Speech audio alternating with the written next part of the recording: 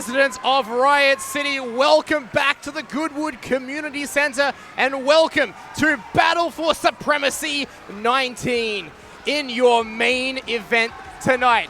Matt Hayter has the challenge of a lifetime as he puts his RCW Grand Championship on the line against the unstoppable force of the Muscle Mercenary, Dean Brady. War must be while we defend our lives against a destroyer who would devour all. So saith Tolkien, and so saith us here at Riot City Wrestling as we get ready for a war among all the men and women here at Riot City Wrestling. Titles upon titles are on the line, and as you so said, by the end of it, we may very well have a brand new king on top of the mountain as we are rollicking into Battle for Supremacy at a moment's notice. Sean's ready, I'm ready, the fans are ready. Let's get ready to riot!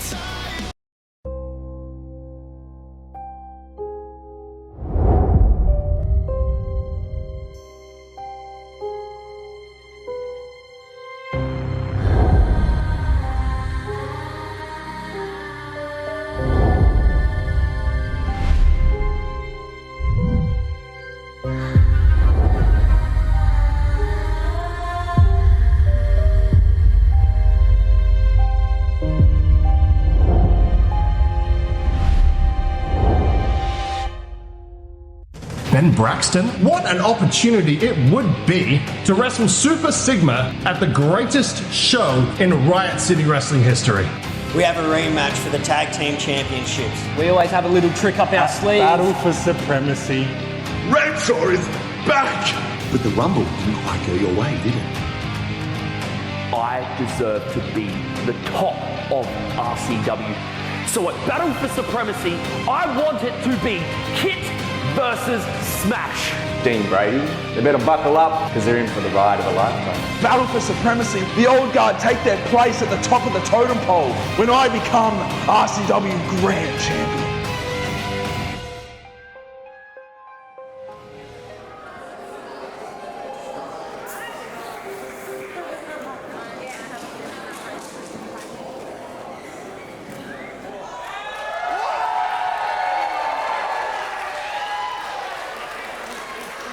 Ladies and gentlemen, welcome to Battle for Supremacy! I just have one question for every single one of you here tonight. Are you ready to riot? Come on, it is Battle for Supremacy! I want to hear you! Are you ready to riot?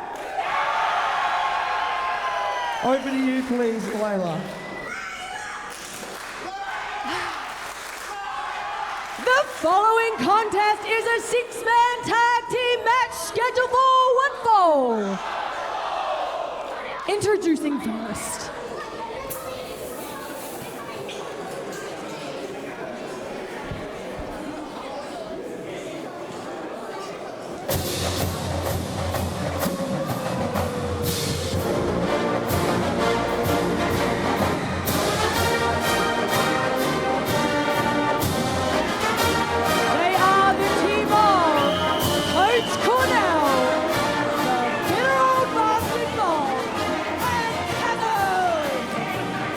Well, it is grand final season here at Riot City Wrestling. We are at Battle for Supremacy 19, Sean Thomas, and we're going to kick things off with six-man tag team action. You know, the only thing that I think is more strange and more shocking than this ill-fitted team put together as those ill-fitting shorts on Jimmy C there.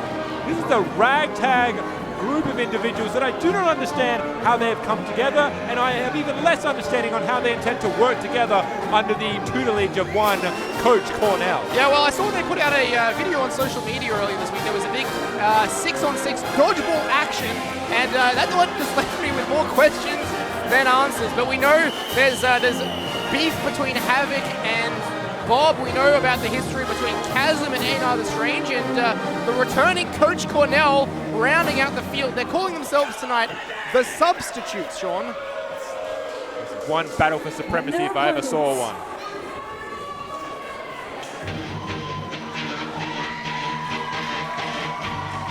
You know, I take it back. You want to talk about a ragtag group of individuals.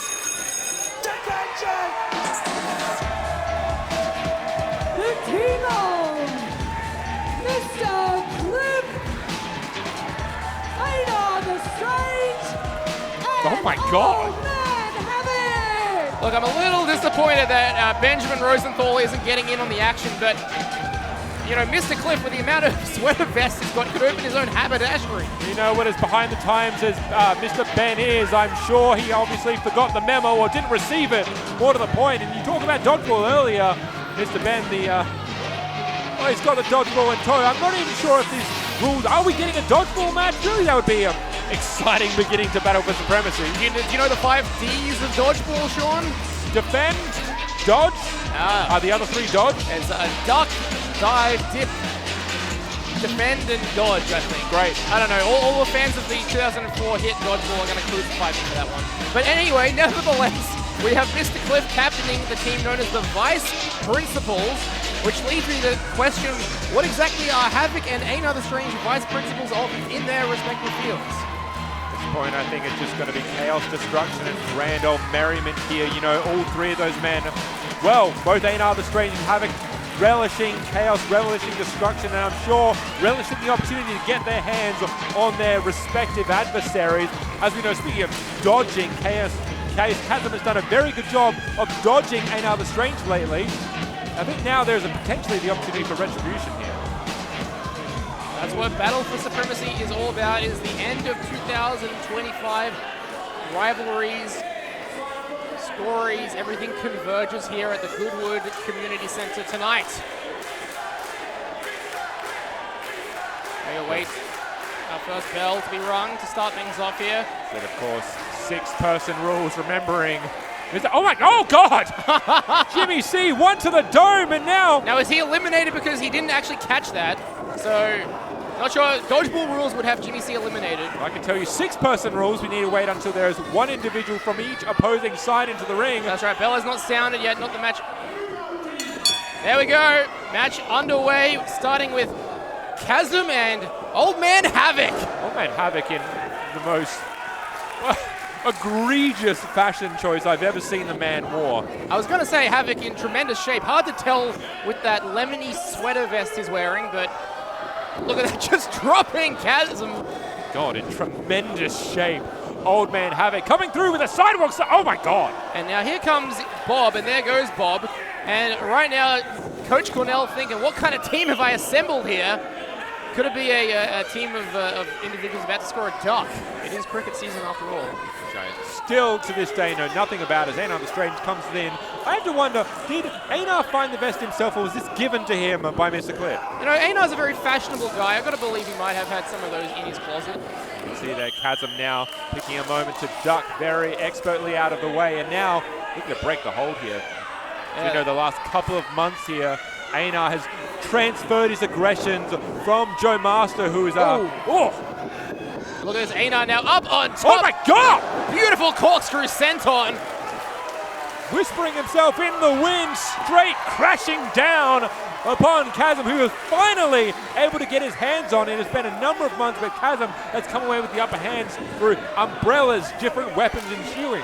And this is very interesting to me, because right here you've got Chasm, you've got Havoc, and you've got Mr. Cliff, all former members of factions in their own rights.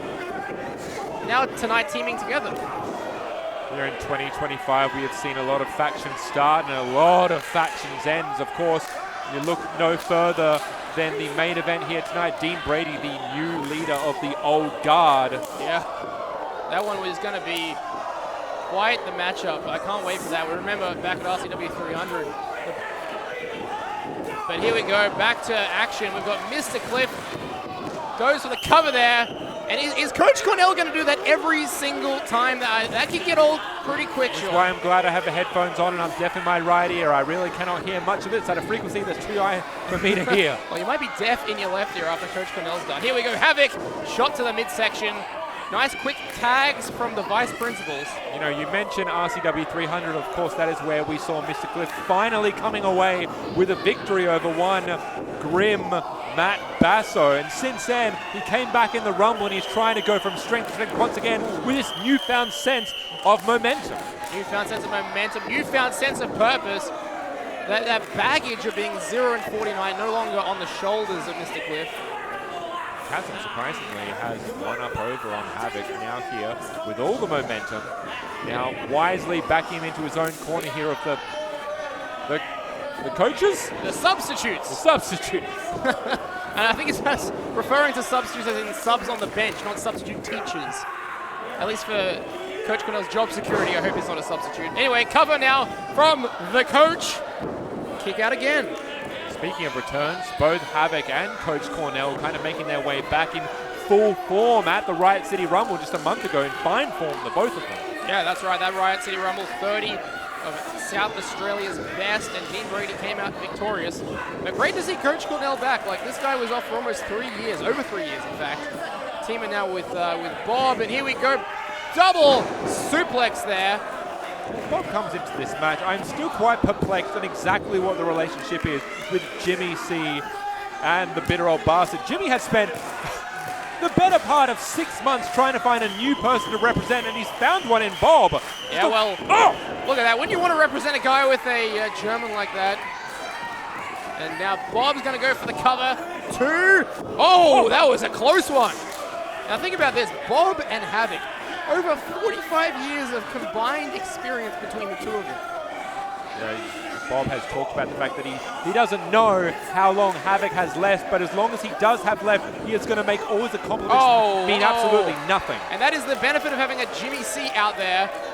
Bob, a veteran in the ring. Jimmy C, a veteran outside the ring. Just classic tactics. Sweeping the leg, and look at that!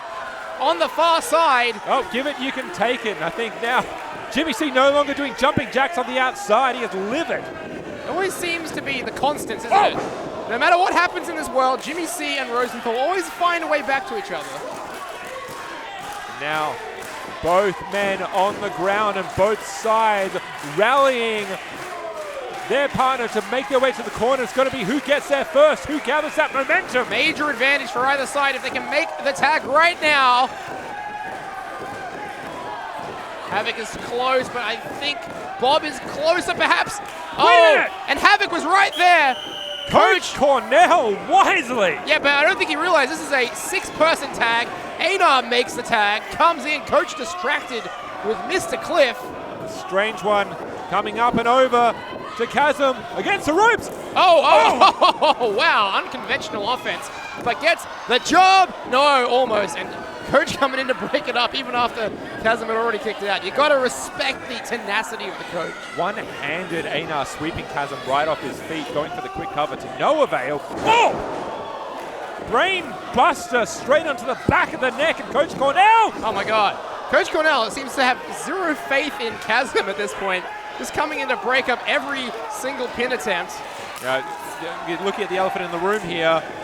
Cornell said it. He's called him brother multiple times. I can't speak to the validity of such, but he has said, my brother. Wait a minute. Coach there with that hard forearm to the back. They do look similar, do they not? Similar builds, I'll say that. I don't know. I have to see the birth certificates to really verify it, I think. Hold on. There it is. Pedigree from Mr. Cliff. And Mr. Cliff really is the measuring stick for this contest here. Just like the Rumble. There they go. Hold on. Wait a minute. Out of nowhere. That's the encore from Einar the Strange. Feeds Chasm right into Mr. Cliff, Sean. Einar the Strange coming out of nowhere like a bat out of hell, and Chasm pulling twice. Here we go. 2, 3. Ring the bell. And that is the revenge that Einar the Strange's been looking for, and that is a win on the board for the Vice Principals.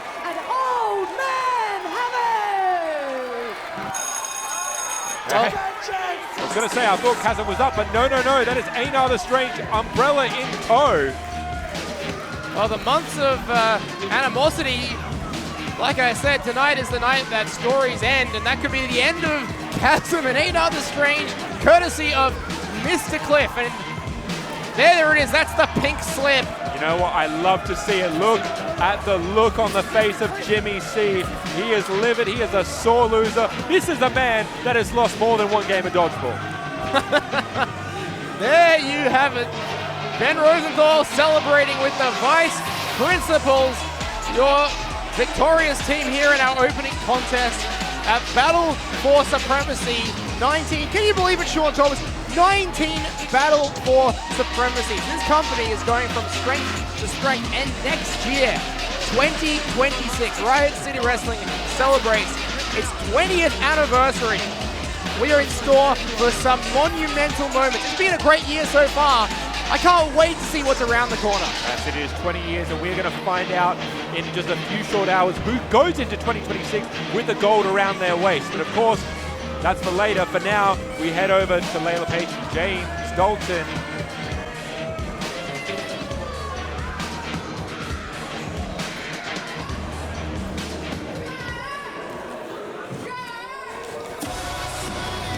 But before we go there, let's have a look. We've got CBTM getting ready for their big tables match later tonight. Finally understanding they may have nowhere left to hide.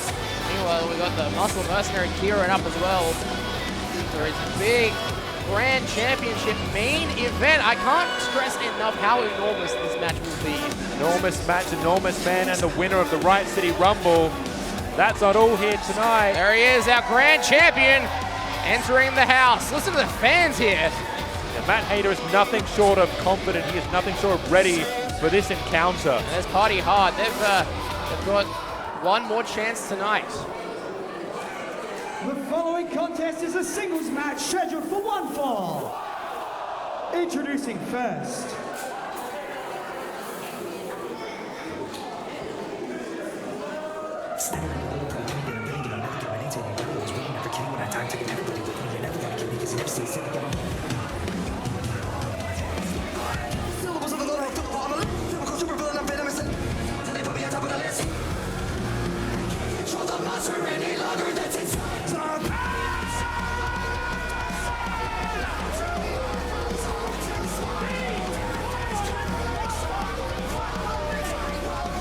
he is from Adelaide, South Australia.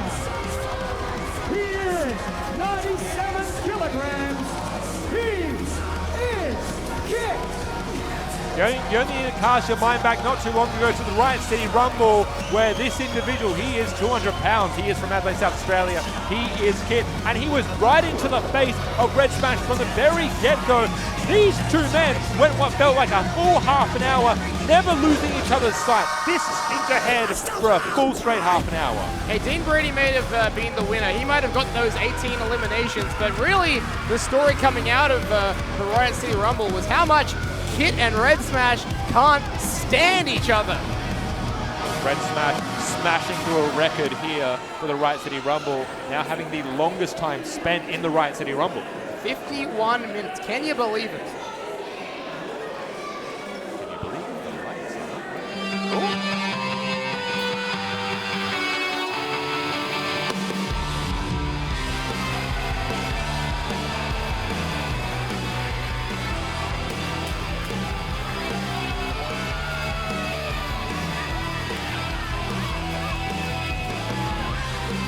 Introducing his opponent.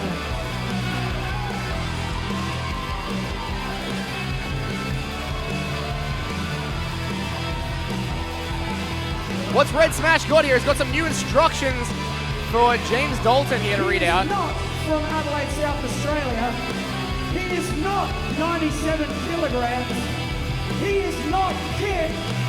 He is not Red. He is Smash! Riffing a little bit on Kit's entrance there. Just getting under his skin, playing some mind games is young Smash. Which is interesting because Kit does enough to get in under his own skin. The man just is in a default setting of pissed off. Yeah, Kit has come back with a huge chip on his shoulder. Seems to be targeting Smash. We'll get into all of that. But it's like almost for Kit, I think, staring into a mirror. Seeing his younger reflection staring back at him. Here we go. Remember, there was a time, of course, where Kit sat under a mask himself, and maybe he's seeing the reflection in who he used to be, and that potentially disgusts the man. Oh god, this is a sight we've seen before. Look at the ferocity that they begin with already. Yeah, lock up, here we go, trying to get that waist lock. Nicely done by Red Smash there to counter that beautiful mat return. Surprisingly strong fundamentals and amateur offense here from Red Smash at the opening.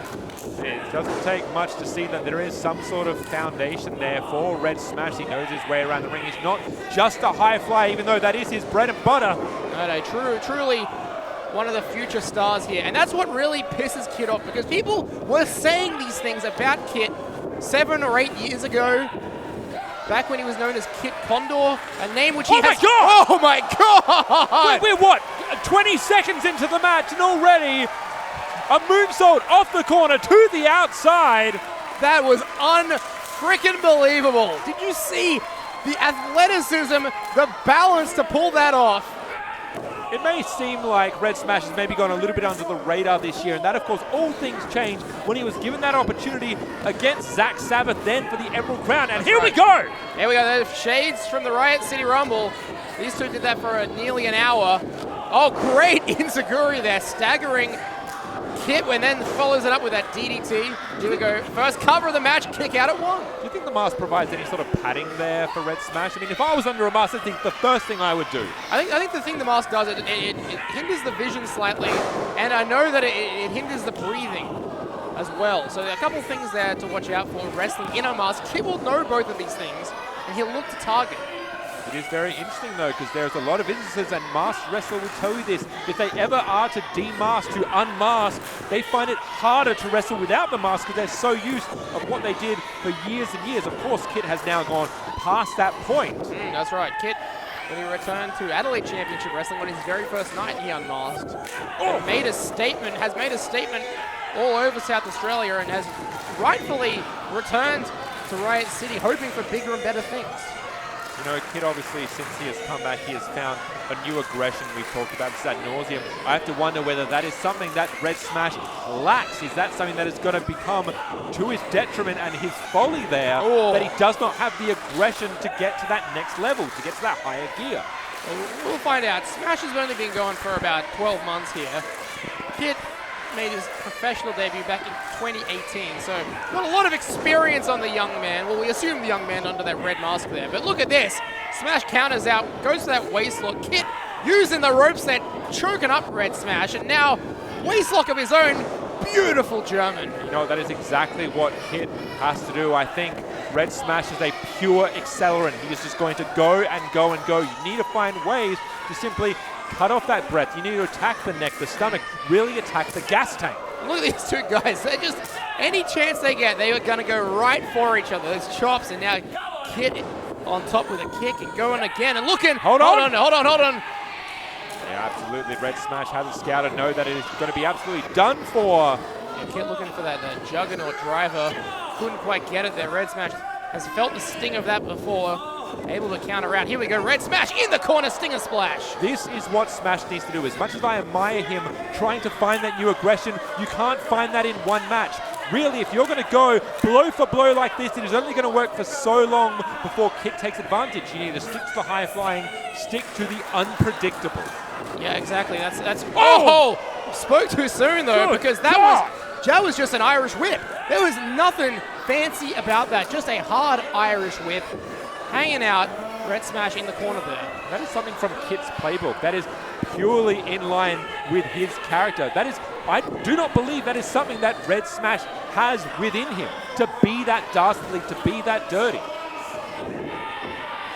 Here we go now, trying to Irish whip again off the ropes, but Smash holding on here. Oh, vicious elbow there. Kit's gonna have to look for another one. Here we go, off the ropes, Red Smash. Try to counter with that crossbody. Kit too strong, too powerful.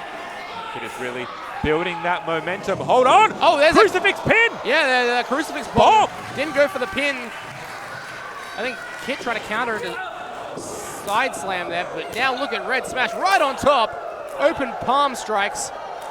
There's indeed that versatility that I believe makes Smash so dangerous. Those Kawada kicks. He's been studying his 90s All Japan. You know, I think he's been studying Kit as well. Maybe I've spoken too soon about the aggression. Oh, yes, he has. He's walking the King's Road right now. Is Red Smash kick out at 2.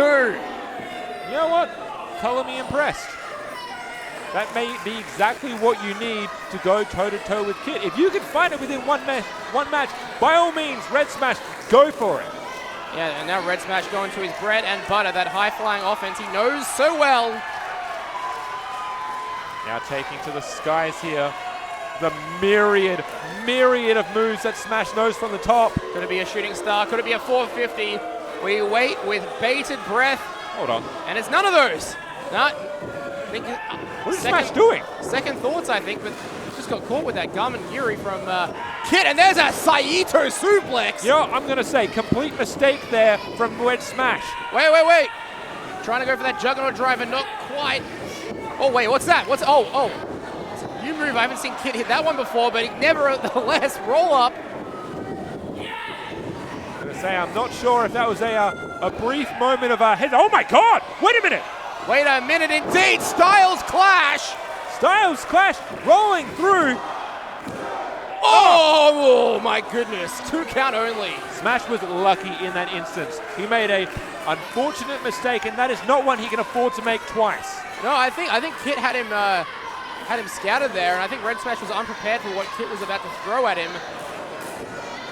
Maybe it is that experience factor as well, and maybe it is the fact that there have been a lot of opportunities heaped onto Smash lately. Maybe the bright lights are getting to him. Yeah, these lights are bright tonight, but hold on. Wait. Smash going again, I think, to the top, but Kit saying no. This time Kit preventing, and look at this.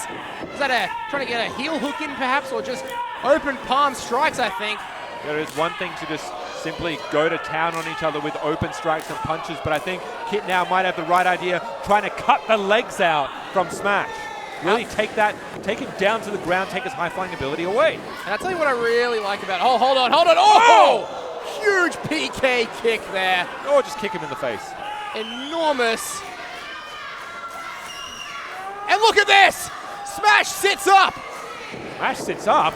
Goes for another! Well, Smash goes down. And just right into the ropes there, the ricochet of that kick. The momentum carried Kit. Kit is now taking... Oh my God! Again, a second time. Smash up. He's defiant. Defiant to the end. Smash up. Kit across. Oh, wait, no. Kit caught. Yeah, this time Kit was caught. Smash catching the right leg of Kit. You know, it's hard to tell. I don't know if now Red Smash is slowly getting pissed off or not. I have to admit, I'm only human. The mask makes it a little hard to tell. He's going for that Juggernaut driver again. For the third time and now this, we saw him go for this earlier. This time successfully countered by... Kit holds on. Oh my God, just folding. Where's his neck? Smash up. Oh. Do we have the ambulance on standby? That was a 2 only. I'm going to have to call that the Juggernaut driver 97, I think. Yeah, Smash has a neck. It's now in 3 pieces at least. Tremendous offense here. You can understand now why Kit was going to that well again and again. He wanted to absolutely fold a Kit into 3 different birds. The setup from Kit there was absolutely genius.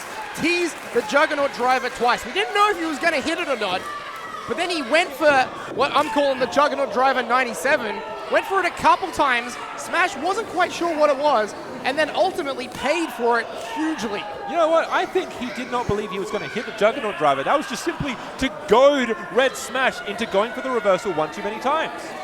And one too many times indeed. And Kit right on top as they battle high up in the bright lights here at the Goodwood Community Center. Well, this is exactly where Kit does not want to be. And Smash has Kit's arm there. Wait. Smash not letting go. Bringing Kit. He's in a dire place. This is an emergency, Kit. Oh my God, that double stomp. Kit flattened by Smash. Red Smash wisely holding onto the hand of Kit, bringing him up just to drive him down. Yeah, preventing any kind of escape for Kit. And now somehow the pendulum has swung back in the favor of Red Smash. We'll see now, Kit trying to buy a little bit of time in the corner. Now the problem I have here is last time Kit was even remotely this far away, Smash second-guessed himself. Is Smash looking to go coast to coast here? Oh, hey. What is he thinking? Oh, no! He is! No! Coast to coast! Could that be it? 2! Oh! 2 only! 2 only! How 2 only? Coast to coast, a foot straight into the mouth of Kit, and Kit says absolutely not yet. These two are going to fight until there is nothing left. That was unbelievable. That the impact on Kit's face must have just been excruciating. How is he not completely knocked out? How is he able to kick out? We can see he's now just dragging the lifeless carcass of Kit here. Hold on. Oh, there's that high knee. Somehow the knee comes into play. I was about to say I thought Kit was playing possum, but I think really Kit's just on autopilot at the moment. Perhaps they both are. Yeah, I think so. I think it's just muscle memory at this stage. Both men going for everything in their toolbox. Oh, wait a second, Sean. That's the knee's down, the knee pad's down. The setup for the CT. No! Hold on! He had it scouted! Oh my god! Smash! Boom! 3! Here's your winner, Smash! Red Smash wisely taking a very brief opportunity, a moment, and he succeeds with a 1-2-3 in a valiant effort, an absolutely brilliant victory for Red Smash. Yeah, that was the performance of Smash's career right there. I mean, after the Riot City Rumble, of course, in terms of singles matches, that is the most complete performance I have seen from Smash in his career so far. You talk about complete though, what kind of condition is Smash in? The man was dropped on his head time and time again. What did you call it? The driver, the Juggernaut driver 97 jumped right on top of himself. Yeah, I know. The fact that he was able to get up from that, the fact that he was able to keep on going, hit that coast to coast, he didn't despair when the coast to coast was kicked out of. He kept his cool and he got the job done, Sean. And the sky is now the limit for Red Smash. From what I've seen of him, from following his career, tonight may be the end of some things, but is the beginning, I think, of the next stage, the evolution of Smash. I think this is the beginning of the meltdown for Kit backstage, and that's why I'm glad I'm out here as we now go to Layla Page in the ring for our next opening contest. Let's keep the show rolling. I cannot wait.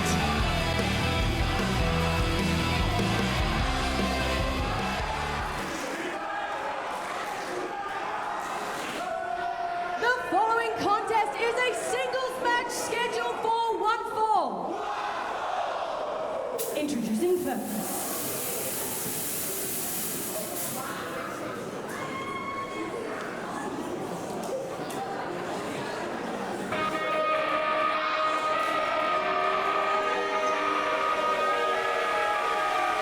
Listen to those boos, Sean.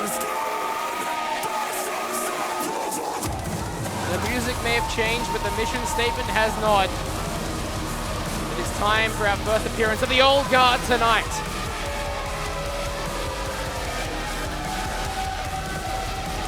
Representing the Old Guard, the Viking, Grim! The reason that we are in the position we are now is because, well, Dean Brady, Violet Blitz, and of course this man right here, Grim, firmly believed that the Old Guard was about promoting Dean Brady and Violet Blitz. For the old leader of the New Guard, Chris Basso, he believed it was all around Matt Hayter. Well, Matt Grim Basso has been around. He was here at Battle For Supremacy 1, and now 19 years later, he's back for Battle For Supremacy 19. Of course, still standing strong with the Old Guard, and his opponent tonight, someone who has been on the ascendancy since his return to Riot City, someone who, well, they came to blows in the Riot City Rumble only a month ago, and I'm so excited to see how a singles match will go between Redshaw and Grim. Of course, it was at the Rumble where we saw the latest singles outing where Grim went one-on-one with Ben Braxton, who we'll see later on in a true battle of the hostas. We get another one here tonight. We are spoiled for host fights here at RCW. That's right. This will be a completely different matchup from what you have just seen. Expect this to be hard-hitting. Expect this to be power personified. But let's await the arrival of the White Rhino.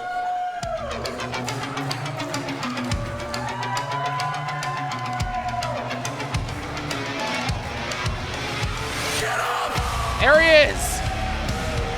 From the powerhouse gym, the White Rhino, Redshaw! And since returning from injury, Redshaw immediately made his presence felt, and he was within gripping distance of the RCW Grand Championship. But I believe before he even gets remotely a crack at that, he has a tall task ahead of him to prove that he is still the Redshaw of old, or maybe better yet, a brand new Redshaw, even more dominant than before. Yeah, I'm very interested to see how Redshaw will do. This is his return to singles competition tonight. We saw him back, obviously, at the Riot City Rumble, but this is his first singles match since February, if you can believe that. So I can't wait to see what Redshaw is made of, and I can't wait to see this new evolution, of the White Rhino. You know, I don't know if Redshaw has ring rust, but he definitely hasn't lost anything in physique. The man looks 100% peak performance here.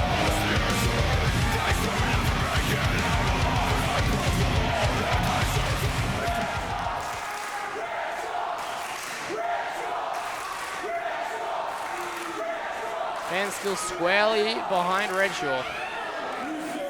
Here we go, Redshaw, Grim Basso. Singles match here tonight, our second of the evening. And now the bell rings and we can get it on. This is very interesting because at least for Basso, there's not really any recent tape footage to really go and study in terms of how you prepare for somebody like Redshaw. Is he even remotely the same wrestler he was before? Yeah, those questions will be answered as we get into this one. Grim and Redshaw, what a intriguing matchup. First time ever singles meeting between these two. Can you believe that, Sean? Absolutely, you can see them feeling each other out here, just trying to get a sense of each other's strength, just jockeying for position here, and it's fairly even. And can I just say, when Redshaw returned, how thrilled I was to see that his sights were on that Grand Championship, because Redshaw has been around for a while. He's no spring chicken. He's well into his career, and that is exactly where his priorities should be. He should be looking to get through tonight, get through Grim, and go onwards for that grand title. You know, if either of these men have future ideas in terms of what they want to achieve, right now they are squarely living in the present, laser focused on each other. Their eyes have not left each other since the bell rang. Oh, well, that did nothing. Did it? That is a tremendous point, and often that can be the better of most men, is looking too far into the future, not focusing on that 7-foot giant right in front of you. He's almost Redshaw welcoming the violence, welcoming the aggression. You have to wonder, what is more of a mistake? Do you welcome a chop from Basso, or as Basso, do you welcome a forearm to the face? Both these men goading each other into offense. Oh, look, I've said it many, many times, but Grim has the hardest strikes in all of professional wrestling. You do not want to get into a strike fest with him.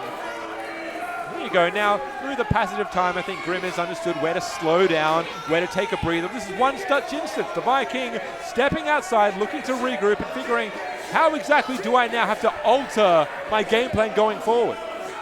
Well, you know, tonight's Battle for Supremacy, and Grim has had some major high-profile matches at Battle for Supremacies over the years. Discarding that guy's hat, that'll... He spent good money on that. Not too much to ingratiate him with the fans here, but look at Redshaw. Redshaw coming up in defense of the fans, or maybe just to get a piece of the Viking, as now the action spills to the outside. We are at a count of 2. Yeah, it could be a double count if these two guys don't get their act together. You know, these two absolutely want to beat the living hell out of each other. Why the hell not make it a 10 count? Keep fighting all the way to the back. And who knows, if it wasn't for Grim eliminating Redshaw from that Riot City Rumble, tonight it could have been Matt Hayter and Redshaw in your main event. Grim Basso, a spoiler for the return of Redshaw, really. We did believe that Redshaw was one of potentially the dark horses in the contest to really take it out, if not for the absolutely monumental showing of Dean Brady as well. Oh, 18 eliminations. I have never seen anything like that. That's 2/3 of the field. However, Dean Brady did not eliminate Redshaw, so that question remains unanswered. There you go, the massive frame of Redshaw with that avalanche splash, and now onto what I'm going to guess is the 10 count. Nope, doesn't even get that far. Grim able to get out the gate there. Watch this off the... Oh, wait, goozled! Yeah, that's not something that Redshaw's very accustomed to, flying like that, and he is paying for it right now. And you know what? It seems like Redshaw is only able to weather so many chops from the big man. That first one he soaked in, but again, I can tell you from experience, you don't just simply soak a Grim chop. And look at that, that slam. That is a day one move they teach you when you come into wrestling. And just the efficiency, the efficacy, the way, the placement. Grim is just so proficient with everything he does for him. You know what, through age, as I said, you know when to slow down. You know how to bring the pace down to your level. That's exactly what Grim is going to do here, or at least attempt to do. Oh, there's those mid-section shoulder thrusts from Redshaw, buys him some time. And look at this sheer, raw, untapped strength of Redshaw. Yeah, Redshaw only knows one speed. It's go, go, go, and he's going to keep going till the legs fall off. He's got to be careful here. Careful with the referee. Yeah, don't forget, Redshaw was once a referee himself, so he should know all about the rules here. And he knows exactly how lenient he should be and how lenient he shouldn't be. And look at that. Slammed again. There you go, vintage bass. Vintage bass. Vintage bass. I like it. Oh my God. Yeah, you don't tug on Superman's cape and you don't chop someone on the back. Look, I know Coach Cornell thought he was loud with that whistle earlier, but that was a loud strike. Here we go, cover now. Notice though, no lateral press. Didn't put all of his body weight across the chest of Redshaw there. Yeah, they're what I like to call strategic pinfalls. They're not there. You're not there to get the 3 count. You know they're just going to have to exert a little more energy, or really it's mind games. Force them to have to kick out when they have plenty more in the tank. I mean, having your opponent literally on top of you, you know. Oh! Oh, jeez, and look at that. Beautiful elbow drop there. Another cover there, similar to how he did it before. Again, forcing Redshaw to exert more energy. That's how you wear the man down. And I think with a man that operates at the speed of Redshaw, that is one very tried and true tactic. Yeah, well, it's worked a treat so far. Redshaw has just not been able to get that flurry of offense going here. Oh, maybe I spoke too soon. Redshaw able to get out of the way from that one. Perhaps understanding the game plan of Basso. He goes to the well one too many times. Redshaw looking to fight back. Here we go, into the corner now, goes Redshaw. Firing back. Grim unmoved though. That's it, you can't take the man off his feet. Redshaw got to go for it again. Can't take him off his feet, but you can. Well, if it was a Rumble, he'd be eliminated by now. Yeah, that's a bit of payback from last month. Roles reversed this time. Here we go, now I think Redshaw is not going to say no to a count-out victory. A win is a win is a win. Yeah, no, Redshaw, I'm not sure he's going to go for a tope or a dive. I think he's teasing the fans with one. I don't think he's going to go do it this time. Oh, it spoke too soon. I think maybe he wouldn't be satisfied with a count-out victory. Got to beat the man. To be the man, you've got to beat the man, they say. And it's kind of poetic, or is it more frustrating that, you know, 2 years ago, at this very event, in this very building, it was Dean Brady versus Redshaw. Redshaw again had his entanglement with the old guard, and 2 years later, he's still trying to fight off the old guard. That's it. Redshaw is no stranger to violence on all fronts, and he'll take on the whole damn company if he has to. They're working their way around the ring here. There you go, breaks up the count. Big kick to the midsection. European uppercut follows. I think it's hard to fully explain how much those big walloping strikes really do wear you down. They discombobulate you. Oh, well, there you go. There's a mistake. There's a pure mistake there from Basso, hitting absolute solid steel. Oh, right in the square of the back, potentially between the shoulder blades. And watch this now, on the hardest part of the ring, perhaps, and Grim knows it. Grim knows that he does not want to get slammed on that apron. Oh! Notice there, he's having to use the injured hand to do all his strikes. Every chop, every hit hurts the Viking as well. Yeah, but the Viking has been through so much. I'm sure he can weather this pain. It's just a matter of if Redshaw can find a way to get back and keep executing his game plan, Sean. The Viking just has a way of being able to simply ignore pain. There's a lifetime of fights, a lifetime of matches. The old guard sucks, transferring out as Grim brings Redshaw back in the hard way. Oh, it's a deadlift suplex there, just dragging the man's weight over the top rope. There's another 2 count from the Viking. You think we're closer and closer to a decision here. And I think that decision could be in Grim's favor. You can really tell when Grim's really settled into his pace here. You can see how methodical he's being, simply stalking his opponent, taking the time to taunt him, play with those mind games now that the old guard is so adept at. Yeah, that's exactly right, Sean. The mind games of the old guard, how that intangible factor I noticed that we don't have Violet Blitz and we don't have Dean Brady out here either, so sometimes them not even being here adds that psychological factor too. You don't know where they might show up next. I have to wonder whether it's the ego there of Grim that said he wanted to do it himself and sidestepping. It's hard to argue. Grim, and this is the thing with all members of the Old Guard, they are more than capable of holding their own. They simply just choose not to. And that's the other thing with the Old Guard. They all individuals seem to pick battles with other people. They act as a unit, but they do act as individuals, and you're seeing that right now. Grim picked a huge fight with former member of the Old Guard, Mr. Cliff. That's a sentence I didn't think I'd be saying. I know, and hold on. Oh, there it is. And you know, it seems like old news now, but we regretted to mention, or we didn't mention that Mr. Cliff was victorious. He's got another win under his belt. That's it. It's 2 on the board. That's right. In all the chaos and excitement, we failed to mention that.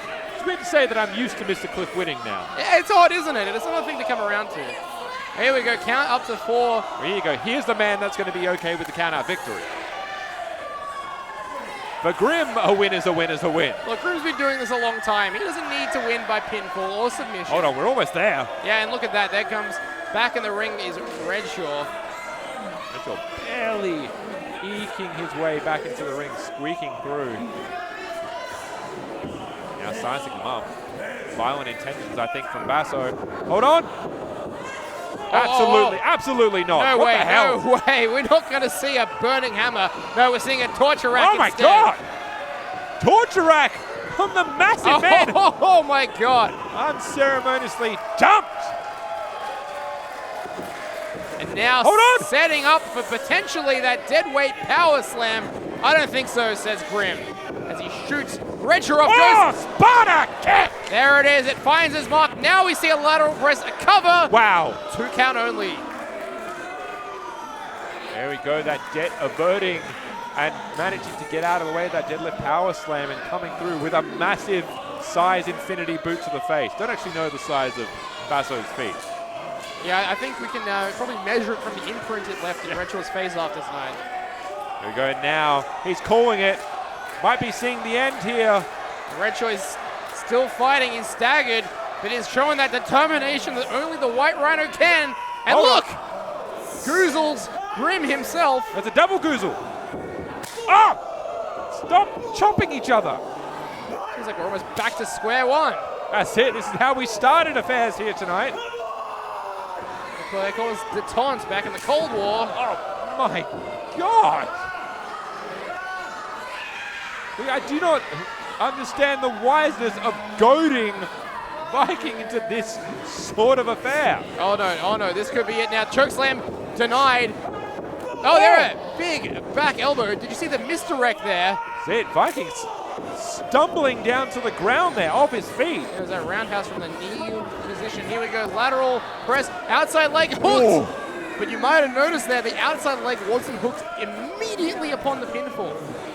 Could have been a 3 if it was.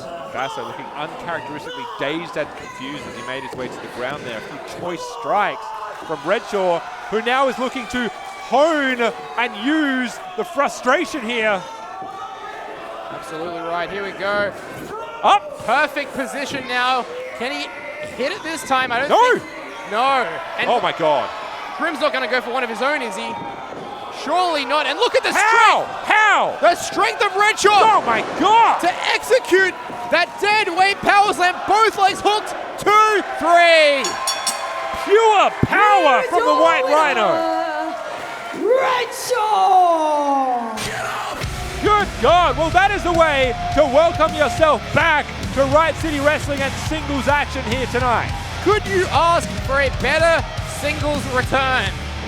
Redshaw has just knocked off the 4-time former Riot City Wrestling champion, Old Guard member, Grim, and I wonder if that has shown a little bit of a chink in the Old Guard's chains here tonight, a little chink in the armor. You know, I was going to say, I'm sure Dean Brady is looking with a perfectly formed scowl on his face, understanding that he now has to uplift the Old Guard heading into our main event tonight. Yeah, what does a loss do for the Old Guard's mission statement? More importantly, What does this mean for Redshaw? Where does this put him on the totem pole? We know that he returned to the aid of our grand champion, Matt Hayter. And now tonight, defeating Grim. I think big things are in the future for that White Rhino. I mean, brand new year coming up, brand new totem pole, brand new list of challenges. The possibilities are endless.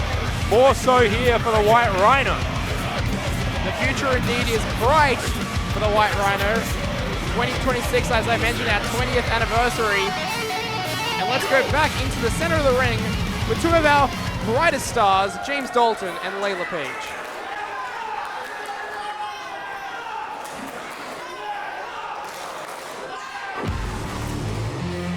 Or maybe not. It's a big Brody Marshall's theme, our general manager. It was 1 year ago tonight that he actually became the general manager. And something in his hands there, I'm not exactly sure. I don't have anything down on my list here. This is an unannounced visit from our general manager of Riot City Wrestling. Always great to see the GM. Always a great time when Big Brody Marshall graces us with his presence. How do you think Brody Marshall felt there watching his old former Gods and Monsters tag team partner take the L? I think he might have been a little bit happy about that given how their relationship has been as of late. But let's listen into our GM.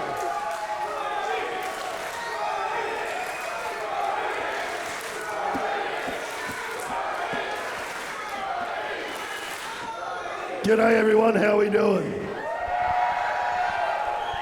Great to see you. Now, I am about to give a bit of a general manager's update on how this year has been and what we're doing next year.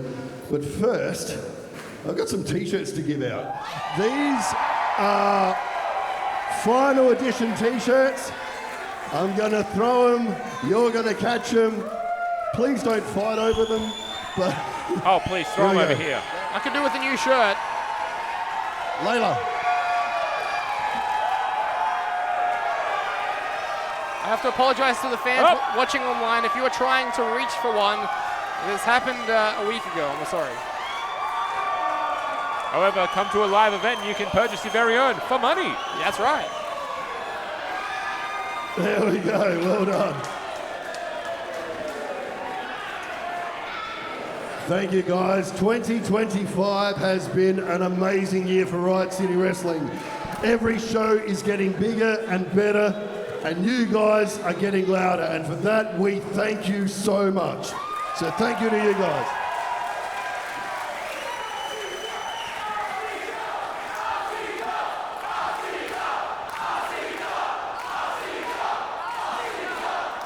The three best letters in the English language.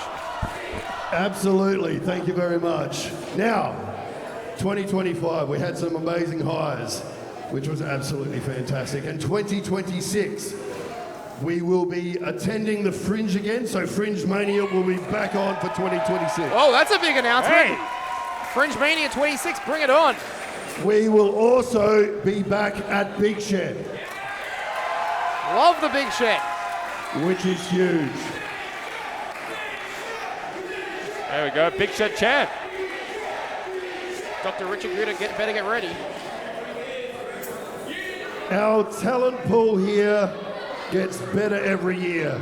The RCW Academy is producing the best wrestlers, not just here in Australia, but in the bloody world. We put a lot of effort in with what we do, and we have some really, really bright up-and-comers. And for our next oh my goodness, I'm getting nervous. Our next Mean Street Mayhem in December, we will be debuting two people that are actually standing in the ring with me right now. Hey, listen to that. Congratulations. Well, Layla Page and James Dalton have been putting in the work in the gym at the trainings, and it paid off. They will be debuting at our next Mean Street Mayhem. Oh, celebrating like they've won already. They're almost taking out our general manager in the process. James Dalton is extremely excited. Look at this guy. He's been waiting his entire life for this. So, and they do.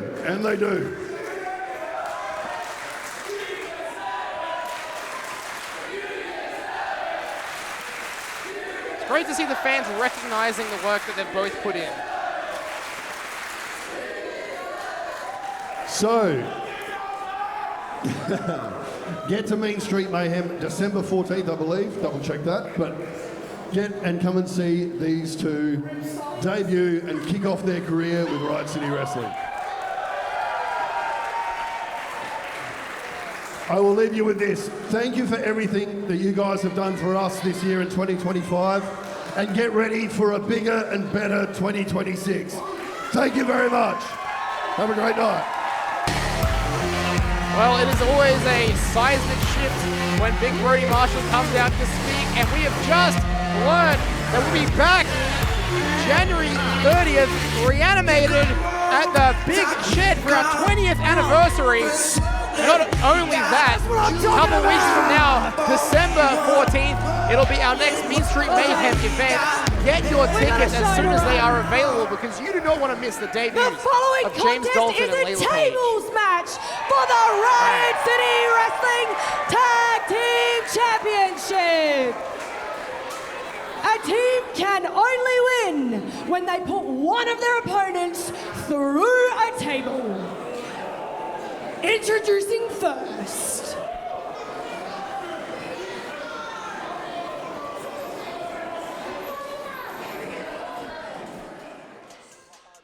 CBTM would like to take this time to address what happened to Party Hard. You know, them getting attacked by the old guard, it was devastating. I mean, It was pretty hard to watch that security footage, and although we weren't a part of it, I would like to say that, you know, we don't condone the actions of the old guard. Of course we don't. And we were really looking forward to having a fully healthy Party Hard at Battle For Supremacy this Saturday. I just don't understand where a tables match even came from.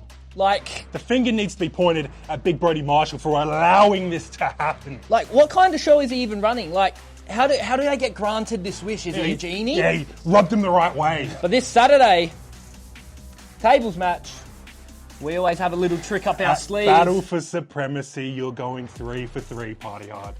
And that could be the move.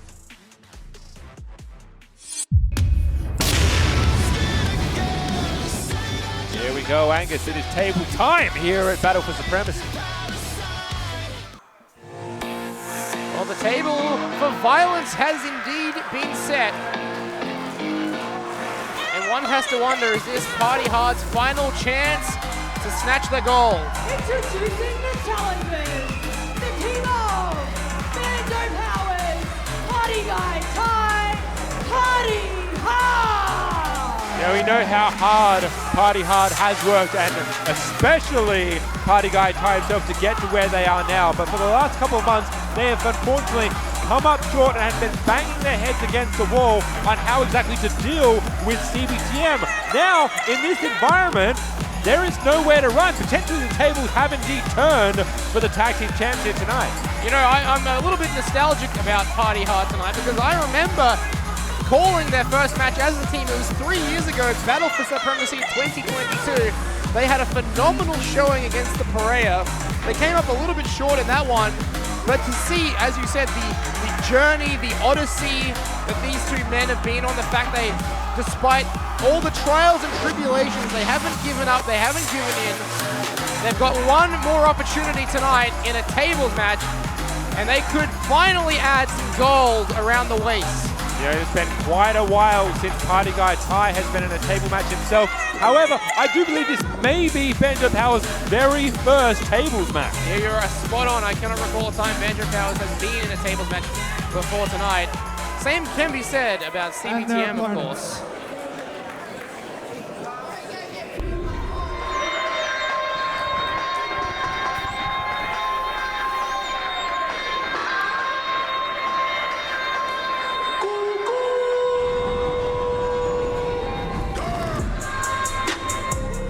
Introducing your RCW Tag Team Champions, they could be the move. Snacks and the young General Vincent Di Maria, CBTN. I'm actually surprised there's an early salvo of confidence being exuding at the moment from Snacks and Di Maria here as they're entering. Wait a minute. Bell has already sounded. We are well underway here. Well, it's the tables match. We don't need to start in the ring. And they're coming. Oh, God. Careful. Oh, my God. What are they doing over here? Get them out of here. Oh, jeez. Okay, well, I don't know where the others are, but I can tell you exactly where Banjo and Di Maria are right in front of us. Yeah, I think Snacks and Party Guy still in the inner sanctums of the ring there. The fans thankfully protected from any altercations between them. Let's not forget, anyone can do anything. Anything can happen through this match, and the bell does not ring again until someone goes through a table. But, Angus, this isn't elimination rules. Your team goes through once, no matter who it is, match over. Yeah, I had to clarify that with our match official, Michael Kent, before the match here tonight. I said, is this an elimination? He said, no. As soon as one member of a team goes through a table, that is it. The match is over. That's it. It's one table to a finish here tonight. That's one way of putting it. That's right. Here you go, Party Guy and Snacks in the ring. Again, it does not matter if you're in the ring or not, because I cannot tell you where their partners are. I mean, by the merch stand? Quite frankly, if one of those guys was put through a table moments ago, that would have been the end of the match. I said, does the merch table count as a table? It absolutely does. Is that commentary table? Oh, no. Any table. There's no specialist sanctioned tables. It's just any table, Sean. I think Vinny and... Yeah, they're by the merch stand. Banjo still fighting over... We have zero coverage of that. We cannot see what's going on. Party Guy. Angus! Look at that. Escalera by Party Guy Ty. Throwing caution to the wind, and again now I have to be really careful. I'm going to stay back here now. Yeah. I don't want these guys. Come on. That's it. I'm staying back. Not this table. Not this table, okay. Please. Okay, good. This is a very sturdy table anyway. I think they would have realized it wouldn't have shattered. Look, once bitten, twice shy. I'm not staying that close to the action again here, as both men are walloping the backs of Party Hard. You know, sometimes I wonder, are our camera guys paid enough for the close calls they have here? We're paid enough for this as well. Got to see if I can get commentary insurance. Commentary compensation. And now here, unfortunately, I think Party Guys is in a very tough spot here. Both members of CBTM are closer to the man, and Banjo Powers is way up the runway. You know, normally I can't stand a We Want Tables chant, but it's actually kind of valid in this match. They're all four men in the ring want tables at some point. You need tables. You've got to get tables. Now, unfortunately, here you go. The beatdown occurs, and there is no 5 count to be had. Both members can be in the ring at the same time. Essentially, tornado tag rules. Oh, yeah, that's right. It's all a numbers game in the early offering of this match. It's going to be seen how CBTM can use that to their advantage. There you go. Speaking of advantage here, Banjo finding himself on the top, coming from the sky. Beautiful crossbody there. We know Banjo likes to take to the sky. Party Hard now looking to gain some momentum and take out some frustration. Well earned, might I add. Here we go. Look at this. High five. High five Bulldog. Double high five Bulldog. That's the Party Guys. They are so in sync. No matter how much time away from the ring Party Guy Ty has. Wait a sec. There we go. Wait, who's getting the tables? I think everyone's getting the tables. They're both getting the tables. All right. Yeah, that's the thing in this sort of matchup. We're not having tables set up for you. You want a table, you got to go get it. There it is, our first table of the night. Or our first official table. Traditional. It's a traditional wrestling table. Classic table. Oh. There you go. There's more than one way. You don't need to drive yourself through the table. You can drive a table into your opponent. Yeah, and you have to clarify. It's to send your opponent through a table against their wish, essentially. That's how you do it. I think consensual table throwing is also acceptable for the match to end. Here we go. Coming through. Hold on. Oh! Signature offense of could be the move right there. Sidewalk slam, reverse DDT, perfectly executed by these two young stallions. Already 2 defenses deep into their range so far. Could look for a third one here tonight. There you go, looking to get this one over early, all things considered. We're already about 5 minutes deep into the match. They've been all around the Goodwood Center. It's been an interesting year for those tag team titles in 2025. Started off with the Kings of Ruin, then the Armstrongs, then CBTM. And could be looking to end the year with Party Hard. Be really careful. Precarious position here. Could stay potentially in some new hands here. Party Hard, wait a minute. Oh my God. That was close. That was. Oh no. You could call that a near fall equivalency, I suppose. Yeah, Banjo Powers is waiting to hear the sound of that table smashing. Unfortunately, he got a party guy right on top of the small of his back. Well, it's a very satisfying sound when wood crumbles. Now, what in the world does CBTM have in store here? And I'm always fascinated by teams in these sort of situations. Do you look to eliminate the table from play? Do you look to maybe get it out of there and focus back on professional wrestling? Or do you come up with another strategy? I also want to talk about very unorthodox strategy. I don't know if you've noticed the way that table is set up. That is the metal legs up. Oh! My God! Precisely why they did it, Sean. Great game plan there from CBTM. Ramming Banjo right into that table. I would say Party Guy right into that table. The frame there, of the metal frame of the table can do damage on its own. That might just be simply incapacitating your opponent to make the table dropping a little bit easier. That's what it's all about. Incapacitate your opponent, put him through a table. We've got another table here on the outside. Oh my God, a second table. You only need to put them through one.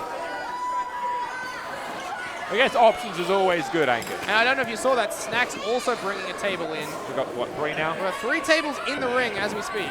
There you go. Variety is the spice of life. I think CBM is taking that a bit literally in this match. Yeah, 1 table, 2 table, 3 table, 4. I guess the more tables, the more chances that someone could go through them, but equally, the more chances you could go through them. We're starting to run out of corners that don't have a deadly weapon on them. Hold on! There's that Banjito. Banjito just Snacks, and he is down.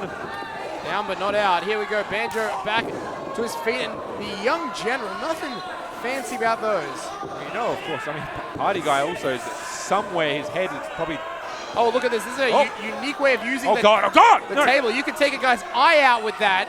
Again, I think that's exactly what Di Maria is looking to accomplish. Those sharp metal legs of the table could be used as a offensive weapon. Oh, absolutely not. The jockeying position here. Unfortunately, it's very unfortunate how creative one can be with a table. Yeah, I don't think I've ever seen the legs used quite like I think these 2 men want to use them. Oh, no! Oh, that... Right across the sternum! Yeah, I think it went in the windpipe, actually. The larynx of the young general. He's immediately going to the throat there. Either way, that's bad news bears for Vincent Di Maria. Snacks now coming through with a retaliation of his own into one of the safest corners of the ring. I find it interesting that instead of checking on his body, Snacks went immediately back to Banjo. That's actually really good strategy. That's it. You can focus on your partner later. You can check if they're all right. Just get the match done. Honestly, your opponent will thank you if the match is over and you have the titles again. Definitely. Got to keep that momentum going. It's in his corner right now. CBTM have the momentum here. Can they follow through with it? We have a numbers advantage as well, because still Party Guy Ty is MIA. Yeah, he might be out cold there, Sean. Unfortunately, his face smashed against the table earlier. Hold on! Spoke too soon! Absolutely. Risen from the dead! Yeah. Doesn't he always? Doesn't he always? And this is a precarious spot to be in if your name is Snacks. Oh, this is a top rope nipple clamp. Oh no, and look at that. Oh wait, oh my God! Vincent Di Maria coming to the aid, moving that table out of the way. Hey, it doesn't neutralize that power bomb, but it keeps the match going. This is a match of inches at the moment. That was just a hair's breadth away from going through the table. This is one of the most strategically... Oh, just stop killing the man! One of the most strategically fought tables matches I've ever seen. All 4 men doing whatever it takes to absolutely obliterate their opponent. It's like a game of chess in there right now. I would lose this game of chess every time. A brutal game of chess. Yeah. Look, don't get me wrong. Di Maria and Snacks potentially. Are we looking for another table? What, 3's not enough for them? Di Maria is looking for something. You've got to be careful with those table legs. They can break underneath themselves. You've got to make sure that they're sturdy, that they can actually be used to put someone through. Well, they have already been used to crush a windpipe of a man, so that's probably why one of them's broken. All right, now, what is going through the mind of... Oh, no, not that rose-colored hammer. Hold on. Wait, and again, Party Guy Ty in the right place at the right time to save his partner. Is there a table on the outside? From our vantage point, I cannot see, but I think you're right. I think there is. Oh my God, there's a table on either side of these men. Really, victory lies one way or the other. Yeah, that table on the inside is actually in a really good position as well. Oh! Big Massive wind-up. knee to Snacks. Di Maria actually in probably the safest place he could be right now. There's a Garmin Geary there from Party Guy. This is the first time in a while, I think, the Party Hard have been on top in this one. Gotta be careful, as you noted, Angus, that table is precariously placed, but it's still gonna do the job at this moment. That is a wobbly table. I wouldn't serve dinner off that, that's for sure. Hold on, and now Di Maria the one to save his partner from sure dire defeat. Banjo, Wait a minute! oh! Whoa, from one table into another! His athleticism saved him there, but did you notice that table, even with the slightest amount of weight put on it, almost shattered? Banjo is dodging one table, going into another, really can't escape the wood. It's a minefield out there right now.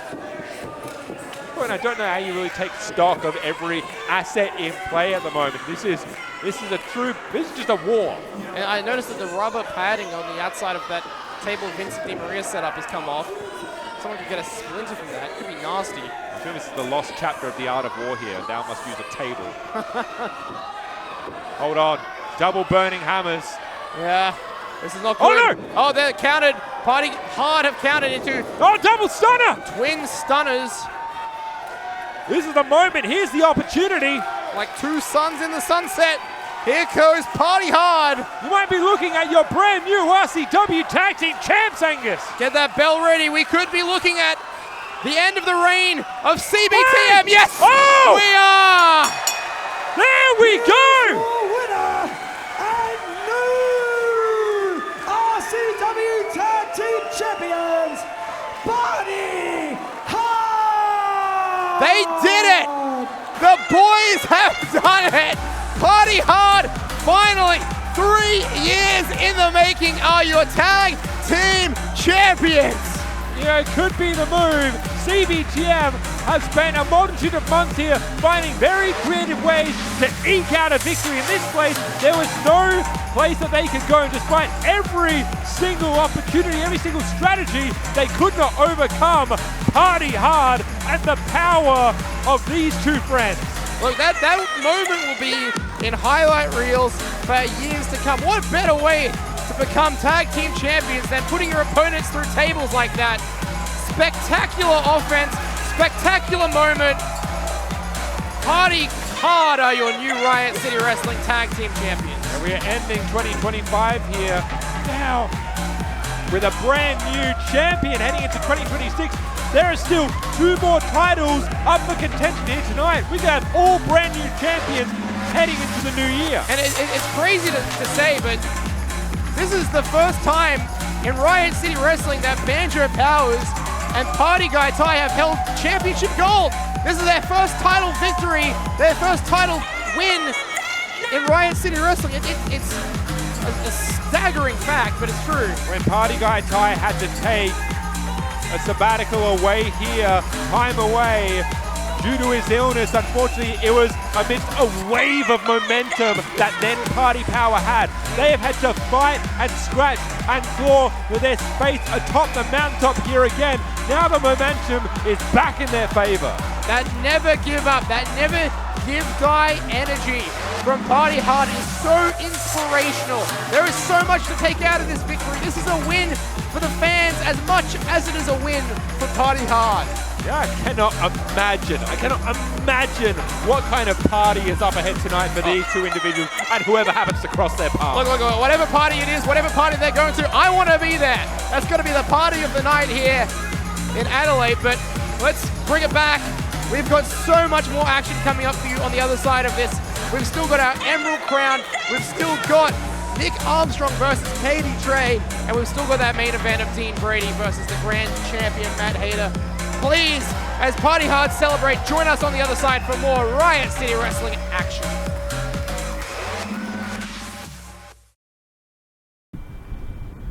Come on, Jet. I told you, you gotta get back to me soon. We've got training in an hour. What the hell are you guys doing here?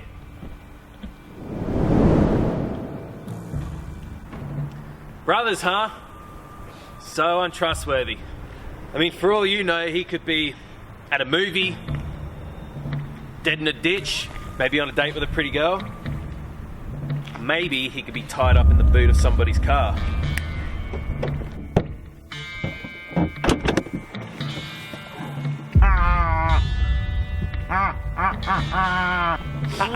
Nick, desperate actions cause for desperate measures. My boys are starving. So how about this? Battle for Supremacy. You and I one-on-one. If you win, we let Jet go. But if I win, my boys get to eat. And as for Jet here, best not to think about that.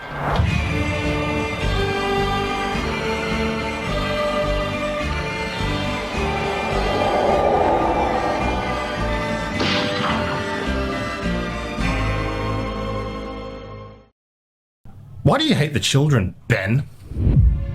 I mean, congratulations, you're the #1 contender for my Emerald Crown Championship.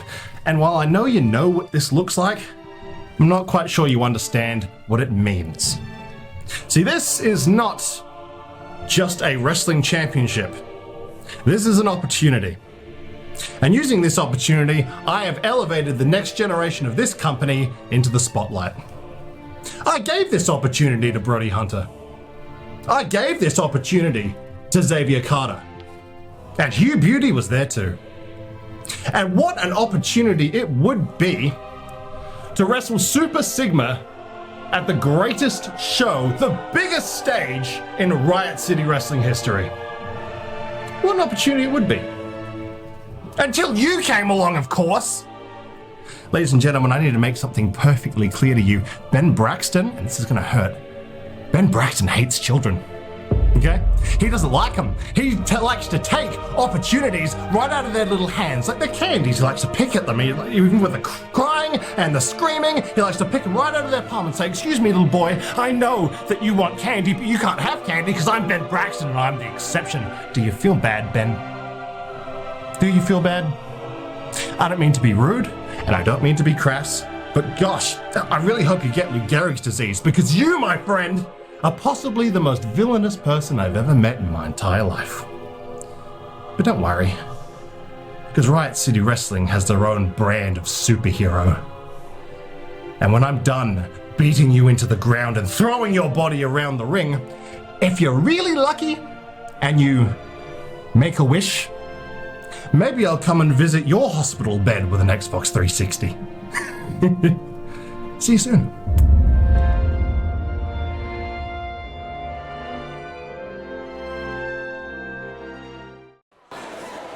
The following contest is a singles match scheduled for one fall. Introducing first,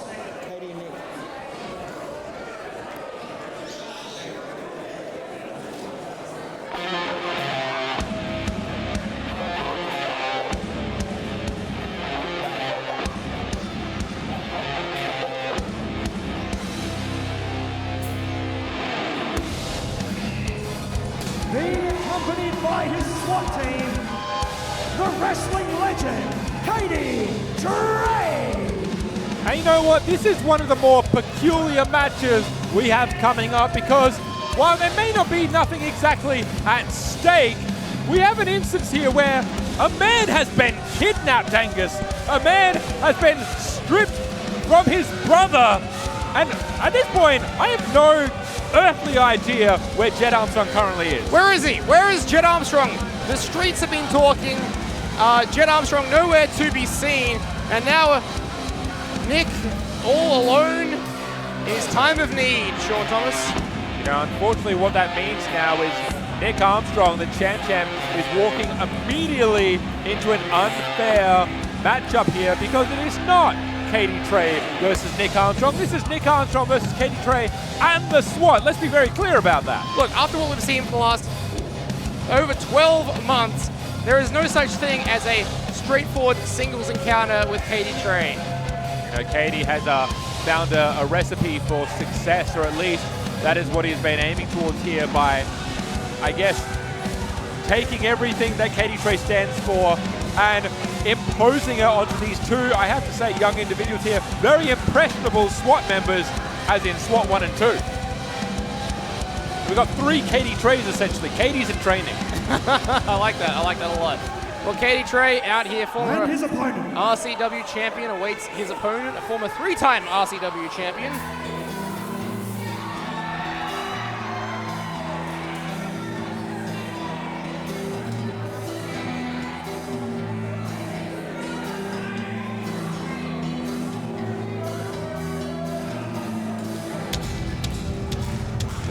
Champ is going to make him wait, potentially make him sweat.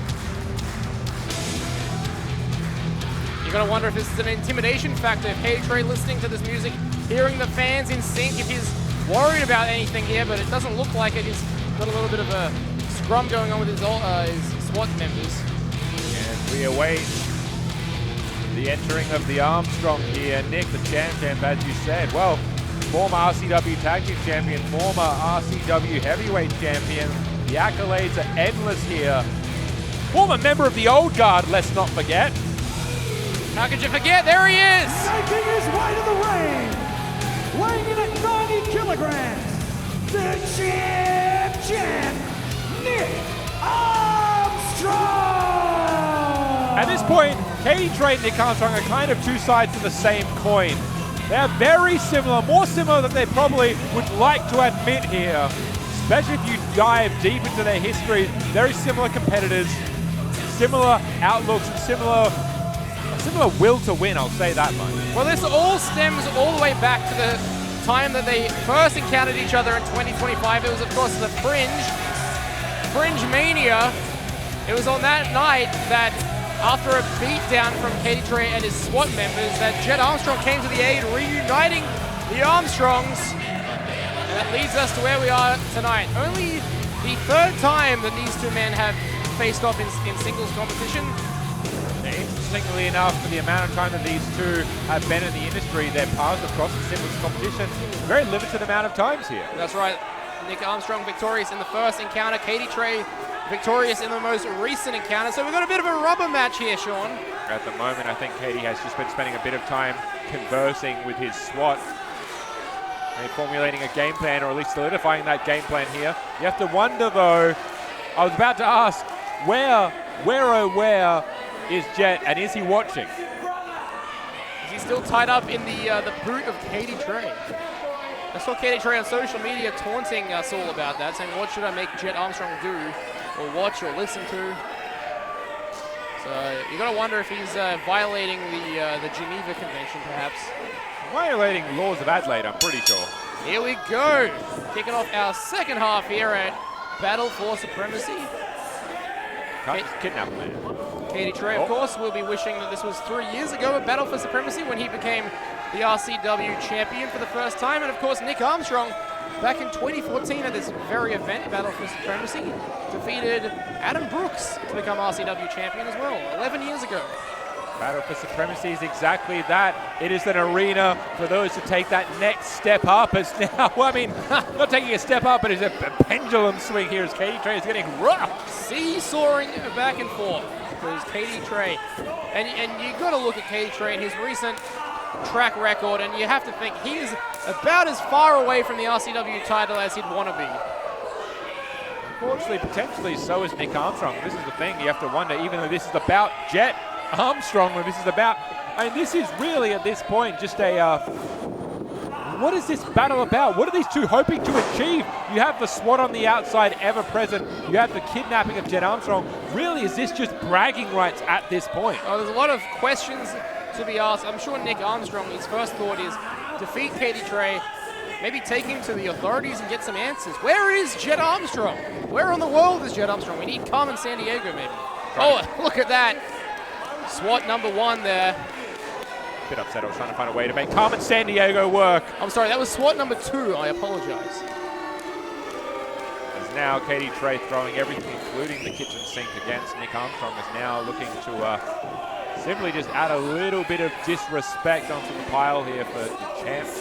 You know, you mentioned it before that Nick Armstrong was former Old Guard member. Well, it was on that night, 2022, back at Battle for Supremacy, that Nick Armstrong actually helped Katie Trey to an RCW championship victory over Matt Hayter.